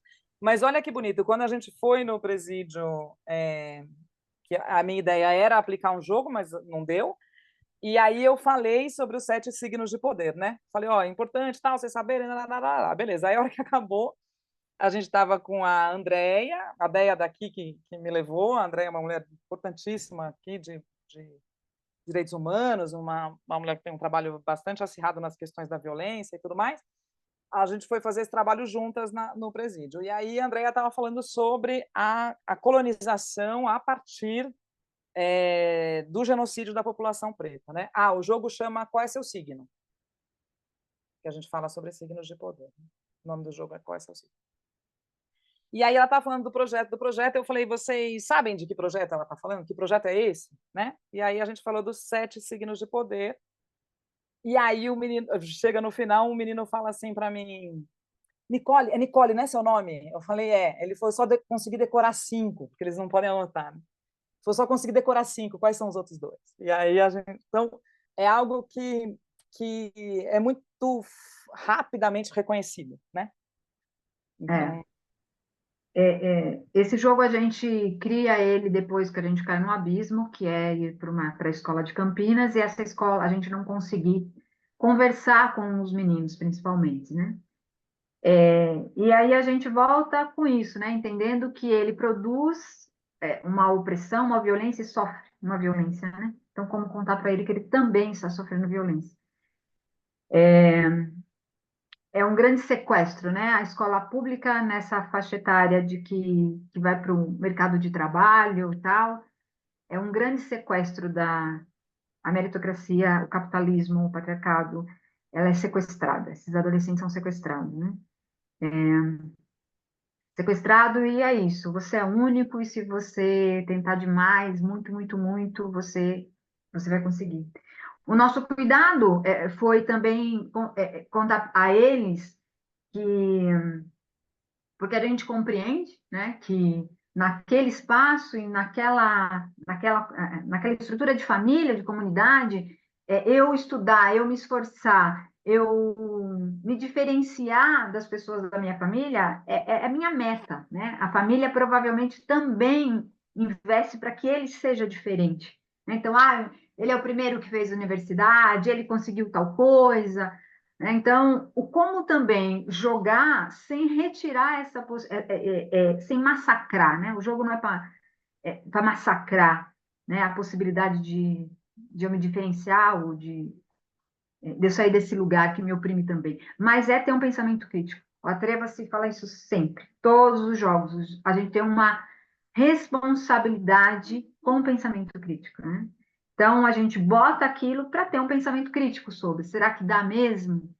E quando nós fizemos em Campinas foi muito importante porque os adolescentes vieram conversar com a gente para contar sobre isso, inclusive, né? O quanto que o quanto que esse esforço é individual, mas e como ele se diferencia quando é comunitário. E o jogo tem também esse lugar das pessoas terem medo mesmo de ser taxadas de preconceituosas, né? Então, quando fala lá, a merendeira da escola, qual é a característica da merendeira da escola? Ela é uma mulher, gorda, preta. Então, eles ficam assim, não, não é. E a gente fala como a gente vê a realidade, não o que você imagina, porque não é sobre você. É isso que Cole fala. Né? Então, o jogo, ele é um jogo muito aterrado. A gente fala, ele tem muito pé no chão. É um jogo que ele é muito pragmático, né? E que ele chega muito rápido mesmo. Inclusive, o jogo a gente faz assim, ó, as pessoas, o jogo termina em 5 Muito minutos, rápido. acabou. Muito rápido, 15 porque ele é muito, minutos agora só debate, porque só está ali, porrada. né? E aí também é construindo isso, o quanto que esse trajeto é um trajeto de um de uma sociedade colonialista, capitalista, e que, quando a gente vai na escola, esses termos, a gente sempre brinca também, porque a gente vai jogando as pistas, né? Ó, isso você deve ter visto na aula de história, né? A professora de matemática deve ter falado para você sobre estatística, então a gente também vai amarrando, né? Vai amarrando possibilidades que esse assunto do Atrevas, que é 1h30, ele reverbera em tantos outros lugares, né? Então, esse jogo é um jogo muito pragmático, né, justamente para poder reconhecer todos os dispositivos patriarcais. É. Eu vou deixar aqui no chat. Espera aí, que eu não sei como é que eu faço isso. Para ser geral. Espera aí. Para você, a gente vai dar uma formação desses jogos que começa semana que vem e a gente entrega nessa formação os jogos em PDF. Vou deixar aqui para você. Ixi, acho que eu mandei para você, né, Ju? Sei lá o que eu fiz. Se eu mandei para você, bota lá no rolê para turma. Acho que é exatamente isso, né, Ale? Quando a gente saiu desse jogo de Campinas, a gente ficou apavorada, com a sensação também de que essa experiência, essa possibilidade de conversar sobre isso, ia acabar. Sim. Né? Essa formação a gente será online, exatamente, Mayra, será online. São 6 encontros, terças e quintas, e a gente deixa tudo gravado, vocês têm acesso até 3 meses depois. Dessa conversa, né, de como uma das coisas que a gente pensou foi, eles estão no 9º ano de uma escola muito massa. Quando eles saírem daqui, a gente não faz ideia para onde eles vão. A chance da gente conseguir ter essa conversa de novo com eles é muito pequena, né? Então também a gente tem muito isso. Como que a gente transforma aquele momento que a gente tem num momento, não numa coisa inesquecível, não tem essa viagem, mas num momento que a gente consiga abrir os abismos importantes, sabe? Como é que a gente faz quais são as coisas que fazem com que a gente, de fato, fale do que precisa ser dito? Quais são as coisas que nos tiram? É uma escola municipal em Campinas, uma escola maravilhosa, não sei o quê, Valéry, eu nunca sei o nome, todo francês, colonização bombando. Mas é uma escola massa pra caramba. E a gente ficou 10 dias lá, foi uma escola que pagou para a gente estar lá, isso é bem importante também falar, porque é muito raro as escolas públicas conseguirem se organizar e ter essa grana, né? As escolas particulares não chamam a gente porque eles fazem mediação de conflito. Ai, que bonitinho. De um lado senta a menina, do outro lado senta o patriarcado. Eu falei, gente, me ensina a fazer, eu não sei fazer essa mediação de conflito. É isso. Bom, aí das princesas. Das princesas é muito engraçado o que acontece com as princesas, porque antes era 100% de todo mundo querer fazer os jogos das princesas. Agora não mais. Agora as princesas estão Vem perdendo. mudando. Vem mudando. Estão perdendo espaço. Eu acho bom. Já tem gente. Mas logo que saiu o jogo das princesas, a gente foi fazer em Franco da Rocha num presídio feminino. Eu contei isso aqui semana passada? Eu sou muito. Não contou. Tudo a mesma coisa. E aí a menina fala, a gente jogando lá, né? Eu entrei com os 2 jogos, Nomear para Combater e o Jogo das Princesas, que se chama Histórias para Quem Dormir. Aí eu perguntei, tem o Nomear para Combater, que é um jogo que a gente joga já há muitos anos, e lá, e tarará, e conta a história do Nomear para Combater. E tem o Jogo das Princesas, eram 17 mulheres. E tem o Jogo das Princesas, que acabou de sair do forno, que é um jogo maravilhoso, que a gente fala das princesas, e lá, acabou de sair. A gente jogou poucas vezes, mas é muito maravilhoso e tal. E eu, Tudo crente, já entusiasmada. toda entusiasmada. E eu já estava com as princesas na mão, né? Aí eu falei, qual jogo vocês querem jogar? Aí uma delas falou assim, o que você sabe? Eu falei, tá bom, desculpa. Não, não faz da gente cobaia, pelo amor de Deus, não estamos precisando, né? Bom, como é que a gente constrói o jogo das princesas? A gente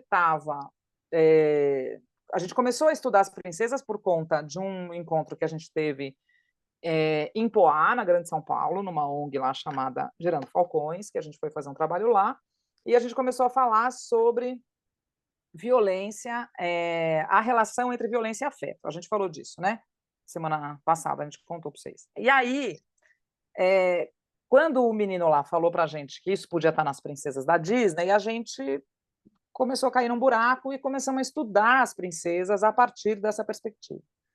E aí a gente foi tentando reconhecer os signos de poder em todas as princesas e isso começou a virar um assunto, né? As princesas, elas chamam muita atenção, toda vez que a gente vai falar sobre elas é algo que todo mundo quer saber a próxima princesa, uma galera fica triste, outra galera acha que beleza, mas no geral é um assunto que gera, né, que gera reflexão, gera pensamento, e aí a gente começou a ser chamada para falar das princesas e virou palestra de novo, e aí eu falei para ler, putz, a gente precisa criar um segundo jogo, né?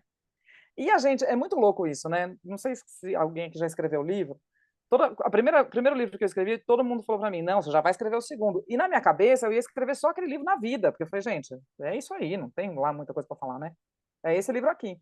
E aí, logo dá um comichão, você percebe que aquela ferramenta é uma ferramenta potente, logo você já quer fazer um segundo, né? Para a gente conseguir alimentar a ferramenta.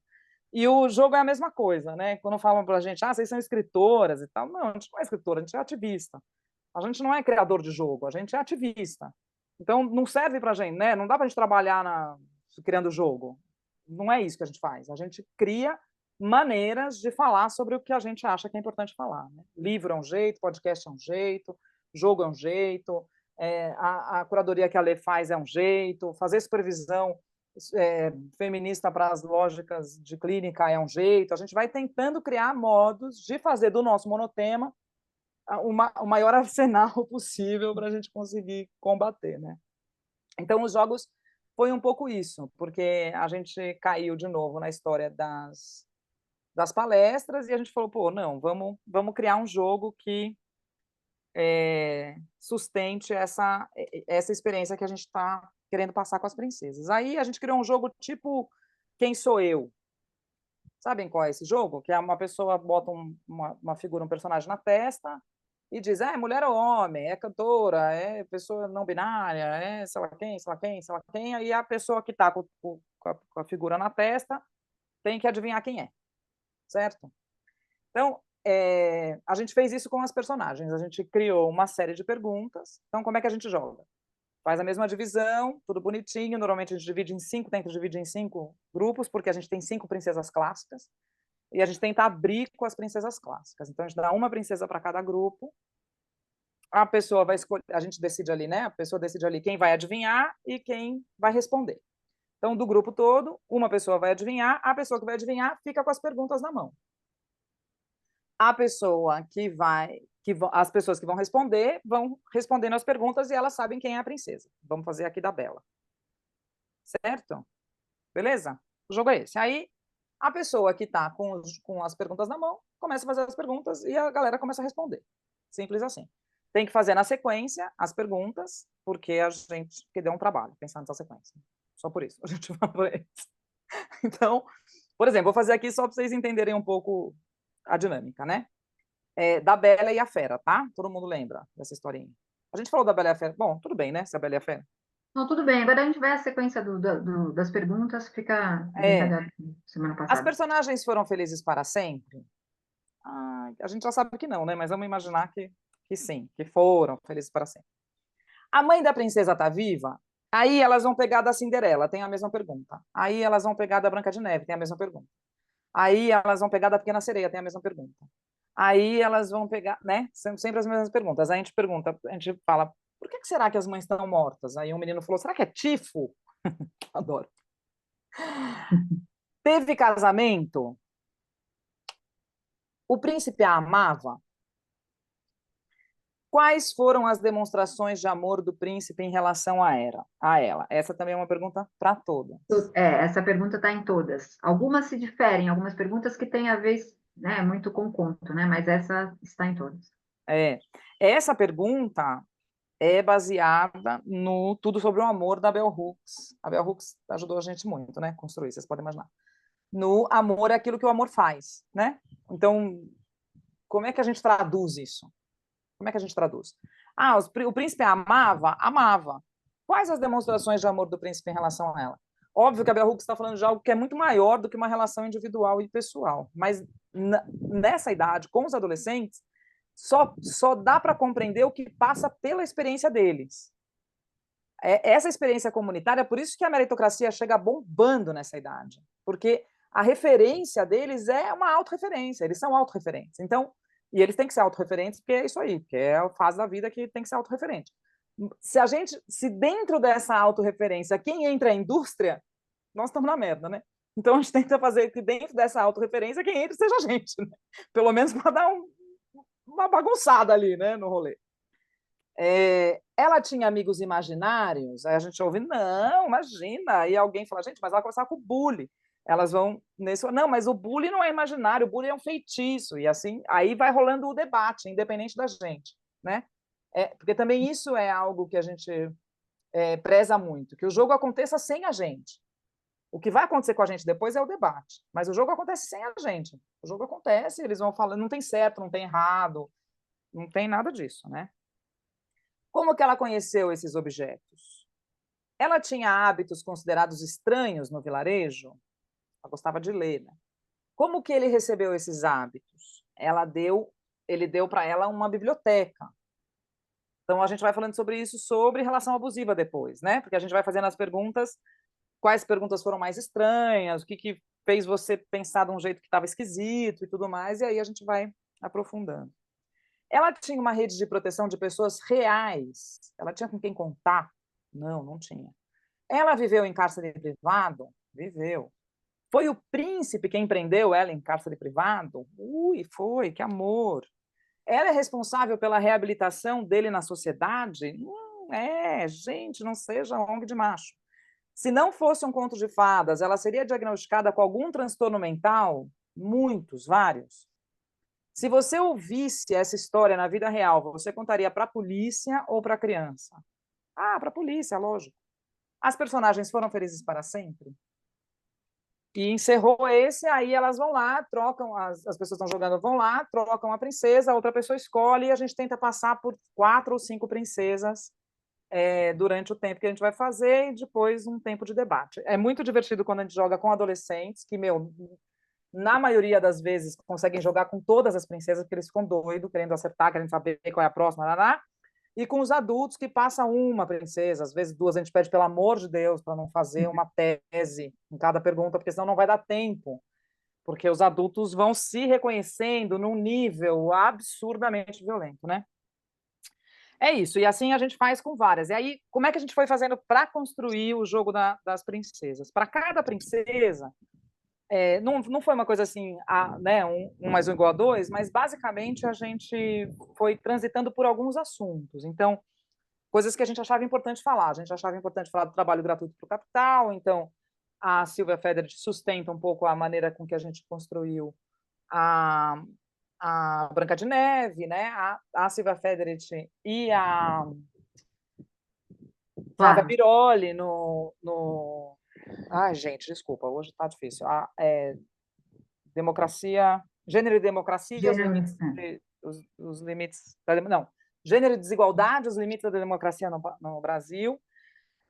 Também o Pé na Cozinha, que é um livro sobre mulheres pretas dentro dos restaurantes, e esse também sustenta a gente para o livro da Tiana, para a conversa da Tiana. Então a gente foi usando o Malcolm Ferdinand no Ecologia Decolonial, sustenta um pouco a gente para falar da Pequena Sereia. Então, a gente foi criando esse referencial bibliográfico e tentando construir perguntas que pudessem chegar a uma reflexão que levassem a gente a esse debate, né? Tem coisas que a gente estudou depois, então a gente usa, tipo, o Ferdinand foi isso, o livro do Ferdinand ficou pronto depois do jogo, mas a gente, já no livro do Histórias para Quem Dormia, a gente já cita ele nessa lógica de ecologia decolonial, enfim. Então, o que a gente vai tentando fazer isso, né? Trazer para o cotidiano não só as reflexões, mas também não só a reflexão do cotidiano, mas também aonde a gente se sustenta no arcabouço intelectual. Acho que é isso. Todas elas têm essa sequência de perguntas, né? Eles O jogo é normalmente, grandinho. normalmente quando joga, logo chega na princesa, né? Muito rápido, às vezes pela cor do Pela baralho, né? cor, é. Faz essa associação, a cor do vestido, tal, e logo chega. E a gente fala, não, pera, tem que passar por todas as perguntas, porque a reflexão da conversa está ali, né? Então, as perguntas, elas têm um trilho mesmo aonde nós queremos chegar, né? A gente tem aonde o Atreva-se quer chegar, então as perguntas vão fazendo esse caminho. São perguntas que se copiam, né? Como o Príncipe Amava e com a demonstração. E tem muitas, principalmente essas perguntas, né? Essa pergunta se o príncipe amava, ela sempre é um vazio, né? As pessoas não encontram, ficam ali fuçando um pouco na memória, o que que ele fez, que demonstrou algo, e a gente traz isso, né? O quanto que não se há demonstração no conto e o que que é uma demonstração na vida real, né? Então, a gente vai contando também um pouco dessa balança, que é muito, o que se recebe pouco, o que se dá muito, né? Dentro dessa relação afetiva que o conto traz. As meninas mais jovens falam assim, mas eu não assisti Branca de Neve. Branca de Neve é lá, não sei de onde, né? Que inclusive vai sair um filme novo agora dela, né? Mas a gente vai contando que isso está na nossa construção, né? Na nossa função de mulheres, isso está na nossa cabeça, isso fica no nosso imaginário. A gente vê princesas por criança de princesa, cor-de-rosa para menina, azul para menino. Então a gente vai dando também provas de que o miolo, aonde a gente vive, o nosso miolo, olha, dá uma olhada do lado. Existe sim esse lugar de ser escolhida, da Cinderela, né? Um lugar muito cruel a gente fala, na escola a gente fala disso, aqui na escola deve ter um Paquito, a gente faz uns apelidos. Deve ter um Paquito onde todas as meninas ficam muito enlouquecidas e brigam entre si. É verdade, tem. Então, isso vai ficando muito palpável. E eu também acho que falei semana passada, e acho que e repito, que o porquê das princesas sempre também nos perguntam, por que essas e tal, e a gente devolve que elas são muito democráticas, ela chega na casa de todo mundo na sessão da tarde. Então, o vô assiste, a avó assiste, a criança de 2 anos, de 10, enfim. Né? Então, elas vão expondo mesmo que quando a gente assiste a Branca de Neve, o que a gente enxerga? A gente fala isso também para as pessoas. A gente falou disso semana passada. A gente enxerga uma mulher trabalhando para 7 homens. A Cinderela, as mulheres brigando por conta de um cara, né? A Pequena Sereia deixando o mundo dela para ter pernas e conquistar um homem. Então, isso é visto e isto a gente vai colocando, né? Então, as meninas vão olhando para isso, vão falando, eu não tinha imaginado, eu não tinha pensado por esse lugar. Sempre há uma conversa desse. A gente não tinha pensado por esse lugar, né? Então, é uma relação muito forte de violência e afeto. A Bela e a Fera é uma coisa escancarada, e isso se mantém. Essa é a grande angústia nossa e, ao mesmo tempo, essa atualização. Essa semana eu estou em outra cidade, não estou em São Paulo, e eu fui para o centro da cidade, entrei numa loja e tinha uma seção infantil de todas as princesas, com um figurino geral, irrestrito, com um arquinho e tal, né? E aí fiz uma foto e mandei para o nosso grupo. Eu falei, gente do céu, que vontade de chorar, de sair gritando, né? Aí a Nicole falou: olha, isso aí faz tempo, viu? Não é agora, é que a gente está falando disso agora, mas isso aí é muito tempo. Então, assim, só para dizer que isso é uma manutenção do patriarcado, está, né? E elas contribuem infinitamente para esse lugar de violência com as mulheres. Princesa, é isso. A Ju pergunta aqui, né, se esse jogo é o que mais se revela, o poder no gênero e afetividade. Ju, depende de quem está jogando. Sempre, sempre. Por exemplo, o Nomear para Combater com mulheres da classe D e E funciona muito mais do que esse jogo, com mulheres adultas. Com mulheres adultas, esse jogo, com a classe D e E, não funciona. Com a classe A, B e C, funciona. Com a classe D e E, o jogo das princesas não funciona por um motivo muito simples. Não assistiram, gente, estavam trabalhando. Não dá para assistir, né? Simples Tem que assim. trabalhar. Não tem esse repertório. Então, também tem essas coisas que a gente vai desmistificando, sabe? Uma coisa que a gente falava assim, não, todo mundo conhece. Não, não é verdade. Mentira. Então, por exemplo, várias coisas, gente. A gente já tomou várias rasteiras, assim, nesse sentido de universalizar as experiências, né? Não existe experiência universal. Então, as princesas não dão conta dessa universalidade porque não é verdade. Simples assim. Né? Então, por exemplo, Nomear para Combater na classe D e E funciona muito. Assim, não digo nem que funciona como jogo, porque muitas vezes nem contam as histórias, mas elas são starts, né, para o jogo acontecer muito melhor do que esse. Então, depende muito de onde você está. Por isso que a gente começou a pedir para as pessoas escolherem que jogo elas querem jogar. Então, a gente leva os 3 jogos e pergunta qual jogo as pessoas querem jogar. E aí, porque para a gente tanto faz, a gente vai debater o que é importante debater em qualquer um deles, né? Então, a E o que o gente... grupo e o que o grupo pede, né? Nossa conversa também é É, isso, né? Não é é, impor nada e nem dizer o que é importante ser dito. Mas é escuta, né? E ver o que eles decidem. E é isso. Como a gente, além da escola, um outro lugar que a gente gosta muito de ir, que são a educação de jovens e adultos, né? Então, o Nomear funciona muito bem mesmo para essa galera mais velha, né? Que é muita experiência, né? Muita experiência. é. E uma coisa no Nomear que a gente faz também vocês não precisam contar histórias de verdade.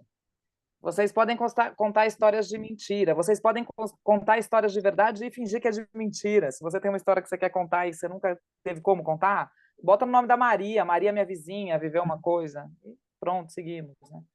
Então, tem muitas Marias, minha vizinha, que contam as histórias, né? E aí o nosso trabalho é justamente como a gente usa aquela experiência que é muito intensa, muito profunda, por uma lógica sistêmica, né? Acho que isso é o que a gente faz melhor. Às vezes pior, mas é o que a gente mais sabe fazer, né? Às vezes não dá, mas quando dá é muito bom, assim, porque a gente consegue revelar. Acho que eu contei a história da mulher que contou que ela tinha sido violentada grande parte da vida, contei essa história para vocês, né? Então, como que a gente faz esse... A Mayra fez uma cara, vou contar rapidinho, porque eu acho que ela é bem ilustra isso, né? A gente estava fazendo um jogo num EJA, falando do Nomear para Combater, e as mulheres começam a ficar reviradas, a gente vai percebendo, né? Quanto mais reviradas elas ficam, mais eu tento fazer piada para ver se a gente consegue deixar o ambiente mais, né? De falar, vamos contar a história das princesas também, de falar isso, vamos falar lá da Bela, vamos falar da gente, imagina, a gente não foi sequestrado, vamos falar da Bela, não, a gente não trabalha de graça para os machos de casa, vamos falar da Branca de Neve, não vamos falar da gente, né? Vamos falar da Branca de Neve que fica mais fácil e tal. No Nomear para Combater, a gente vai falando isso também. Não, vamos contar a história da Maria, minha vizinha, não vamos contar a nossa história e tal. Então, a gente vai tentando fazer isso para o ambiente ficar mais possível, né? E aí, a gente fez o jogo, estava na roda e tinha uma senhora do meu lado, uma senhora mesmo, ela devia ter uns 60 e poucos anos, muito triste, muito, muito, muito triste. E aí, ela pegou na minha mão, assim, e ela falou, e ela contou a história dela. Ela falou, eu queria contar, eu fui estuprada por um período muito longo da minha infância. E depois que eu saí, eu consegui sair de casa e tal, e eu fui estuprada mais 2 vezes. Eu nunca consegui ser feliz. Quando ela fala isso, não dá para a gente fingir que a gente não ouviu aquilo. Não tem nada que seja mais importante do que aquilo que ela falou. Não existe nada mais importante. Não tem jogo, não tem teoria, não tem porra nenhuma que dê conta daquilo que ela falou ali, né? Então, cabe a gente também acolher aquilo e, ainda assim, transportar isso para um lugar sistêmico. Então, ela estava do meu lado, eu não tive nem... Ela estava segurando em mim, na minha perna, né? Ela fisicamente, ela falou, eu quero que você me ouça, né? E aí eu falei para ela, e ela é uma senhora que eu já conhecia, eu falei, olha, tem 3 coisas que eu quero dizer para a senhora. Uma, que isso que aconteceu não é culpa da senhora, é culpa das pessoas que te violentaram, né? Violência é culpa de quem exerce, não é culpa de quem sofre. A segunda coisa é que isso, se a senhora não foi feliz até hoje, a partir de hoje a senhora pode ser feliz. E a terceira coisa que eu quero te dizer é que a violência não é a sua história. A violência é parte da sua história, mas ela não é a sua história. A sua história é composta por uma série de outras coisas que hoje a gente não fala sobre elas. Mas eu espero que um dia a gente venha aqui só falar sobre as coisas boas que aconteceram na vida da senhora. E aí, dei um abraço nela, agradeci dela ter colocado, e imediatamente eu perguntei: alguém aqui conhece quem foi violentado na infância? 100% das pessoas levantaram a mão. E aí a gente faz esse caminho. Então, naquele momento, eu retiro isso daquela história que é só dela. Essa história não é só sua. E talvez por isso fique mais fácil de você lidar com essa história. Porque essa história não é só sua. Essa história é sistêmica. A gente vive uma violência endêmica, pandêmica, né, de violência contra a mulher. Então, é um pouco esse jogo, né? E aí é isso que a Lê fala, né? Tem que ter um manejo para fazer isso, porque realmente você está tocando em lugares muito delicados, mas principalmente, eu penso, precisa ter para o jogo não ter nenhum espírito de branca salvadora, porque não é sobre isso que a gente, né? Não dá, assim, você sai, né? Uma moça falou para mim: eu não consigo jogar porque eu fico muito tocada. Eu falei: então não joga. Acabou. Não pode mesmo jogar. Tem que ser outra pessoa. Tem que ser quem politiza isso. Tem que ser quem consegue trazer esse assunto para o meio da roda e dizer: mano, nós temos um puta problema aqui. Agora, se você vai sofrer mais que a moça, aí não dá mesmo. Aí você não pode, né? E essa politização, ela retira do indivíduo que carregou, por exemplo, essa senhora carregou a vida toda, ouviu, não só carregou, ouviu, porque a sociedade faz esse serviço, de que ela é culpada, ela favoreceu de alguma maneira, isso é, né? E aí a gente politiza e a gente dá chance, né, de ela ter um alívio, sabe? De falar, porra, não é só sobre mim, né? Tem um lugar de angústia, porque é uma estrutura, é sistêmico, então a sala inteira levanta, fala, nossa, há uma angústia, fala, nossa, isso é uma contaminação mesmo. Ao mesmo tempo, poxa, ela, então ela deve compreender, isso não é sobre mim, né? É sobre uma estrutura, é sobre um poder, e que a gente vai dissolvendo isso, né? Então, é um jogo que nomeia, mas a gente confia nesse ato, né? Nesse alívio, que quando a gente coloca isso num lugar sistêmico, politizando e sistêmico, isso retira do individual. Então, isso ajuda. A saúde mental não é sobre o indivíduo, é sobre o meio que está. Quando a gente põe isso, a gente acredita nesse alívio, né? A gente percebe. Temos 15 minutinhos aí, se vocês tiverem questões. Nossa, voou hoje, hein? Voou, Hoje né, foi Lê? rápido, hein?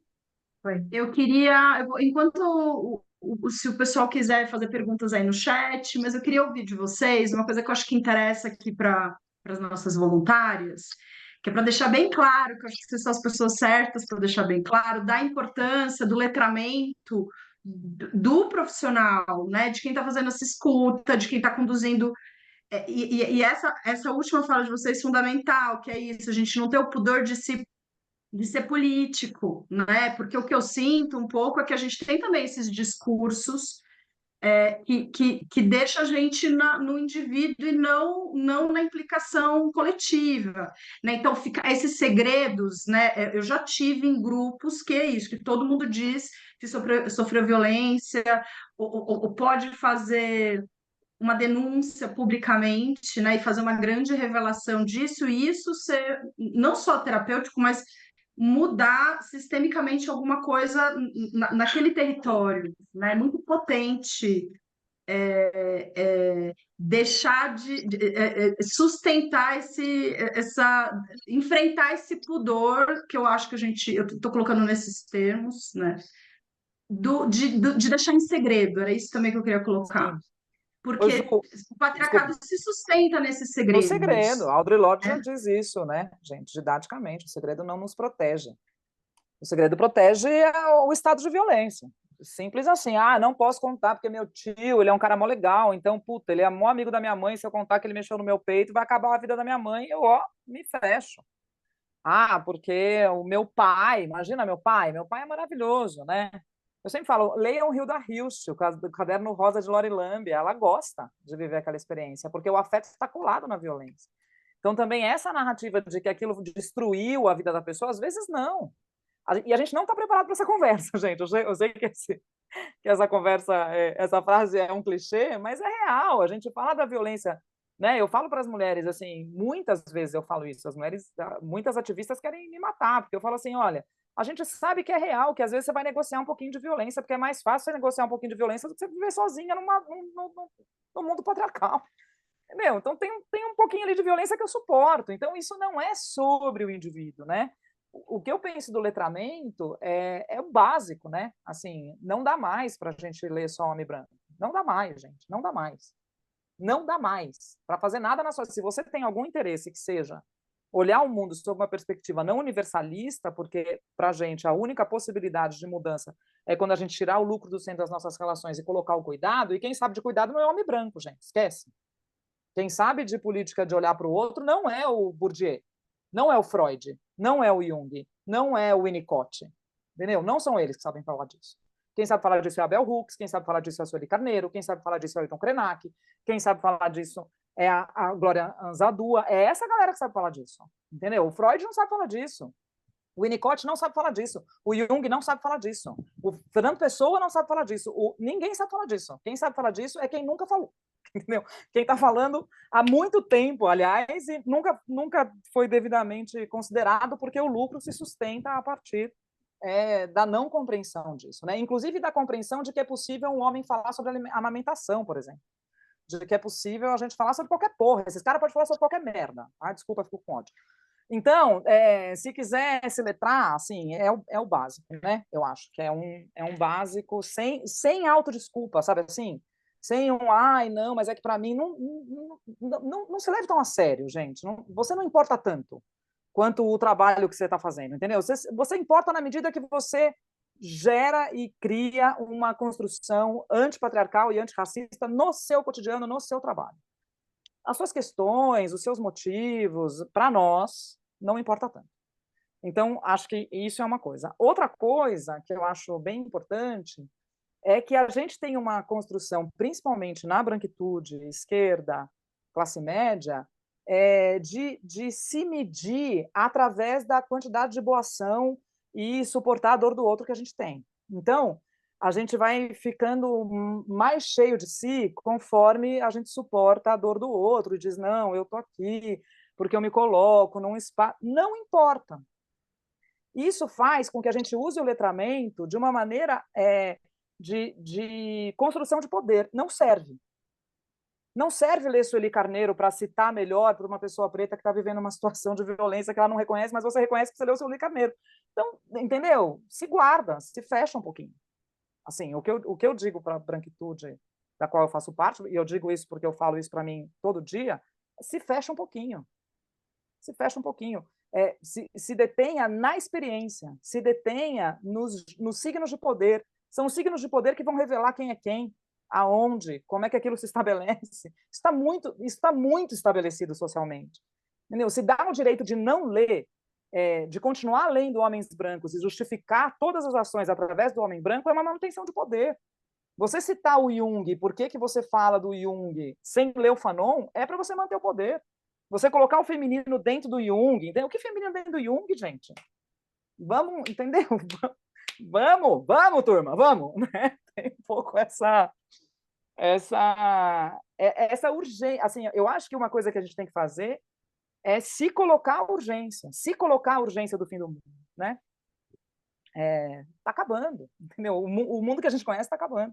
E o mundo que a gente conhece está acabando não necessariamente para vir um mundo melhor que esse, talvez sem a gente, mas essa proposta de colonização do mundo destruiu o mundo. E aí a gente precisa entender a serviço do que está a nossa clínica, o nosso atendimento jurídico, as nossas relações, os nossos espaços, as nossas relações individuais. Está a serviço de quem? Né? Serve a quem? Serve a qual manutenção de qual poder? Então, eu vou acalmar a pessoa porque ela está puta e ela vai ter um burnout? Talvez sim, porque se eu não acalmar a pessoa, ela vai infartar. Mas eu preciso contar para ela que essa doença não é dela. Essa doença é do sistema que Exatamente. adoeceu ela, entendeu? Mesmo que a É. gente precise acalmar ela e dar, fazer o que ela tem que fazer. Agora, é isso, que a angústia lidar com o juiz com as 7 características. Exatamente. Por quê? Porque não é só que ele tem as 7 características de poder. O mundo existe a partir da narrativa dele. Então, ele vai decidir se aquela coisa está justa ou não. Quem vai decidir a loucura? Gente, é só homem branco sentado numa mesa que vai decidir quem é louco. Entendeu? Quem vai decidir o que é violência? Quem exerce a violência, não quem sofre. Então, entendeu? A escravatura foi autorizada, entendeu? Então, quem autoriza a partir do quê, né? Decidem o acesso de política? Exato, decide tudo, o mundo é deles. Né? Então, assim, se a gente não... E, assim, o letramento não é para você ser uma pessoa melhor, saca? É para você ser minimamente coerente com uma... Se você quer um mundo a partir de lógicas que não são patriarcais, colonizadoras e capitalistas, você tem que ler quem faz isso, entendeu? Você tem que estar junto com essa galera. Você vai estar junto com quem, meu Deus? Com o Freud, gente? Ai, pronto. E o letramento, Ju, acho que dentro da área de saúde mental, né? No ativismo, na saúde mental, mas também quem está atuando para realmente pensar uma lógica diferente, que eu imagino que é a galera que está aqui, né? Está nessa lida, não há possibilidade mais, né? Se a gente não ter esse básico, né? Para fazer uso, né? Então, assim, como que a gente lê um sofrimento hoje sem levar em consideração o sistema, sem levar em consideração o patriarcado, sem levar em consideração o capitalismo? Não há mais, o sofrimento individual não existe, né? Esse lugar que ele é extremamente psíquico e aqui dentro, guardadinho, porque a pessoa não conseguiu, o eu, o eu, o eu, o eu. Gente, e o nós, e o meio, né? E essa intervenção de sofrimento todo dia. Não dá mais. Então, assim, a gente vem discutindo sobre isso, né? O quanto que o patriarcado está em tudo quanto é lugar, inclusive no nosso pensamento clínico, inclusive nos teóricos que nós estudamos. Não dá mais, tem teórico que tem que jogar no lixo, gente. Não dá mais para usar, né? E a gente utiliza, né? Tem uma galera que utiliza. Não, e quem Tem que vai contar problematizar. quem são os teóricos que a gente tem que jogar no lixo é o Fanon, é a Sueli Carneiro, é a Bell Hooks. Entendeu? Não é o Jung, entendeu? De novo, eu vou dizer, não é o, sei lá, o filósofo da USP branco. Não é. Entendeu? Quem vai dizer o que importa é quem sofre os espaços de poder, não quem exerce. Simples assim. Quem tem ferramenta para mudar o mundo é quem sofre as violências de poder. Não é quem exerce. Quem exerce atualiza o poder. Sempre. Para não perder o poder. Só modifica, né? Só muda de roupa, na verdade. Mas se mantém.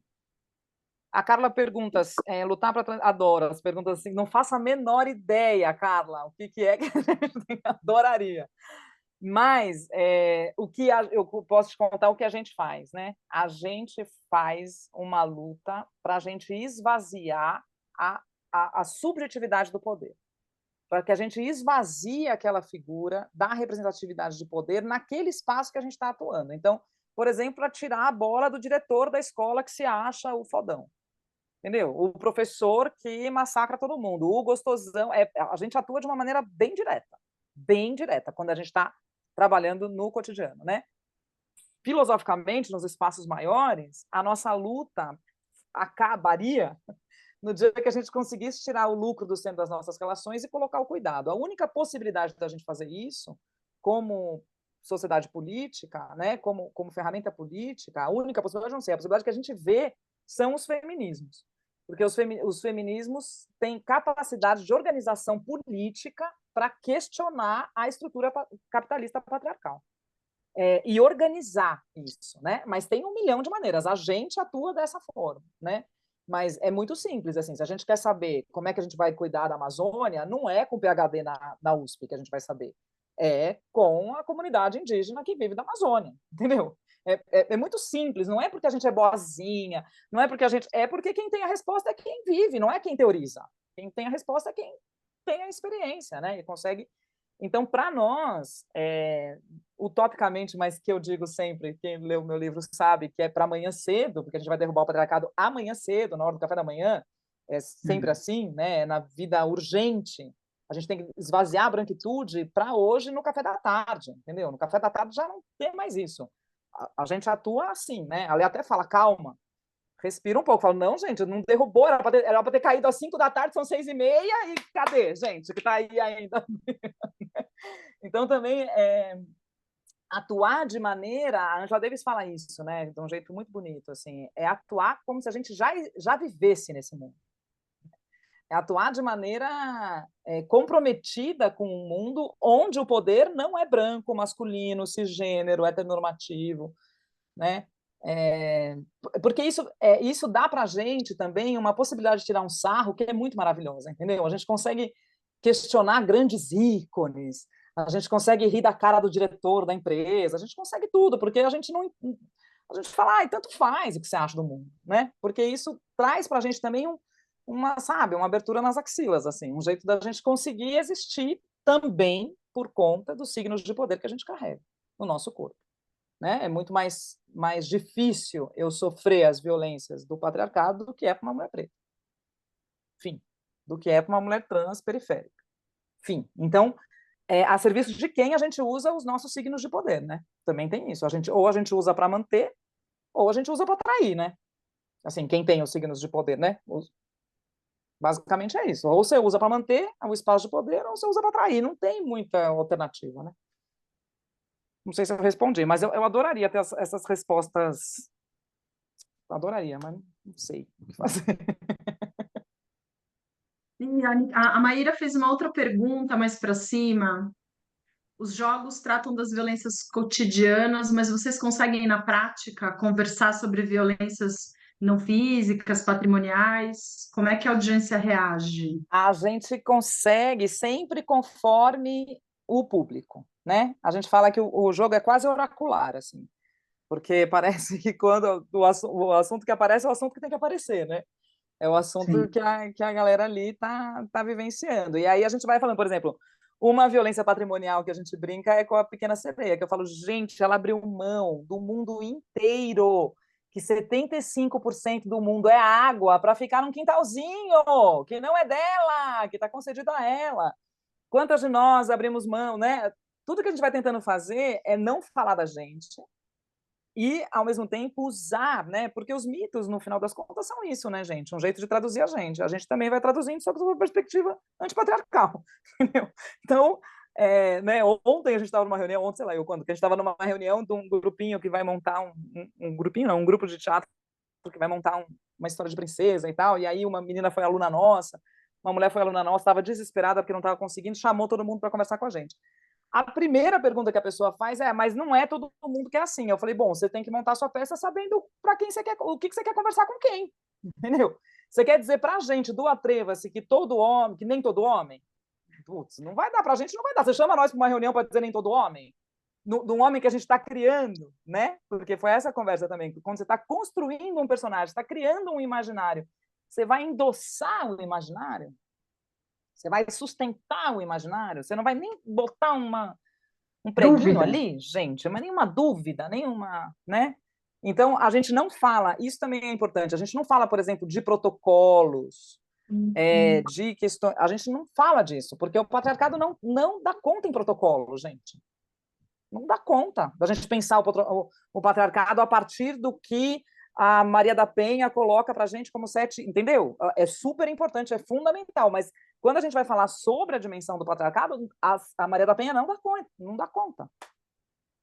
Né? Então a gente precisa falar disso sistemicamente para ir entender que a Maria da Penha é uma luta de uma ferramenta política que a gente construiu para conseguir botar um palitinho na estrutura. Ela não derruba a estrutura, mas é para a pessoa que está viva hoje conseguir hoje ter um mínimo de dignidade hoje, né? Então, um pouco nesse... E os contos e os jogos, eles vão trazendo essas inúmeras violências, né?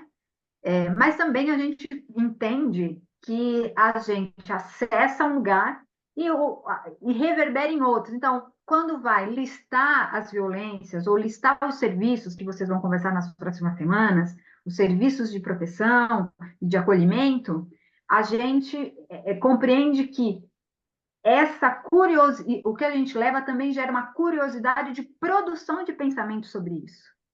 Então, ou vai conversar com a professora, ou eles mesmos nos comentam. Isso gera o que eles conhecem na casa deles. Eu moro perto de uma UBS que atende mulher. Não, mas eu fiquei sabendo que violência é assim, porque a gente também acredita na produção de pensamento deles por eles próprios, né? Eles vão se construindo. E essa rede toda, né, ela vai sendo engenhada, ela vai sendo vista. Isso para a gente é a relação sistêmica, né? Quando um assunto gera outros, pauta outro, gruda em outros, né? Então, as inúmeras violências são trazidas pelos contos, e claro que quando esse grupo vai também acessando isso, vai questionando sobre isso, mas a gente acredita sim, vê isso acontecer, que essa rede vai sendo vista no dia a dia deles, no cotidiano, literalmente, e dentro da escola, né? Dentro das disciplinas também, né? Então, muitos deles já trouxeram, nós sabemos sim o que é feminismo, porque a gente teve aula com a professora tal. A gente discutiu violência, a Lei Maria da Penha, a gente descobriu, porque a gente conversou a gente teve aula tal. E aí a gente vai se acertando. É um grande quebra-cabeça, né? A gente vai montando. Todo mundo. Bom, agradeço vocês muito. A gente está lá no Atreva, a gente é bem acessível. Vocês perguntam, a gente responde, é assim. Enquanto a gente não tem 200 mil seguidores. Por enquanto a gente tem... Com 7 mil dá pra gente responder todo mundo. Se vocês também quiserem entrar lá para conhecer a história do curso, também é massa, porque a gente vai conseguindo se aprofundar bastante nos 6 dias. Agradecer muito a Ju, que trouxe a gente aqui, agradecer muito de coração a Dríade, que abriu a porta da casa, para a gente entrar, sentar, abrir a geladeira, pegar o último pedaço de pudim, fazendo todo esse... Total. Sentindo em casa. E agradecer vocês que vieram aqui, foi massa, espero que vocês tenham se divertido tanto quanto a gente. Também agradeço muito, muito mesmo. E é uma delícia a gente poder ser convidada e se sentir em casa. Acho que ficou resumido total. Também me senti em casa, viu? Um beijo para vocês, muito obrigada. Obrigada, queridona. Nossa, muito obrigada. Muito bom compartilhar vocês com a nossa turma. Bom mesmo. Obrigada, Dríade. Que isso, gente. Eu achei fofo a Ju falar, compartilhar vocês com a nossa turma, porque de fato é isso que acontece, né? Compartilhar o conhecimento com mais gente. Muito obrigada, Nicole e Alessandra. A gente adorou conhecer a experiência da Atreva-se, porque de fato a Ju é fã de vocês. Eu ouvi muito falar do Atreva-se antes de vocês virem dar aula pra gente. Então, pra gente é meio que conhecer uma entidade, assim, né? Que faz tempo que a gente estava ouvindo falar. Quero agradecer vocês todas, meninas, né? 1h da tarde aqui, quinta-feira, sei que é uma doação também do tempo de vocês. Para a gente é muito importante para o projeto, mas eu acho que para além do projeto, para a formação pessoal de vocês e nas situações que vocês encontram no dia a dia, é muito importante estar aqui. Tenho 2 últimos avisos. 1, assinem a lista de presença quem ainda não assinou. 2, na aula que vem, não é mais na quinta, é na terça-feira. E não é mais às 11, é às 2h da tarde. É uma mudança brusca, assim, para ver se vocês estão ligadas, para ver se vocês estão prestando atenção.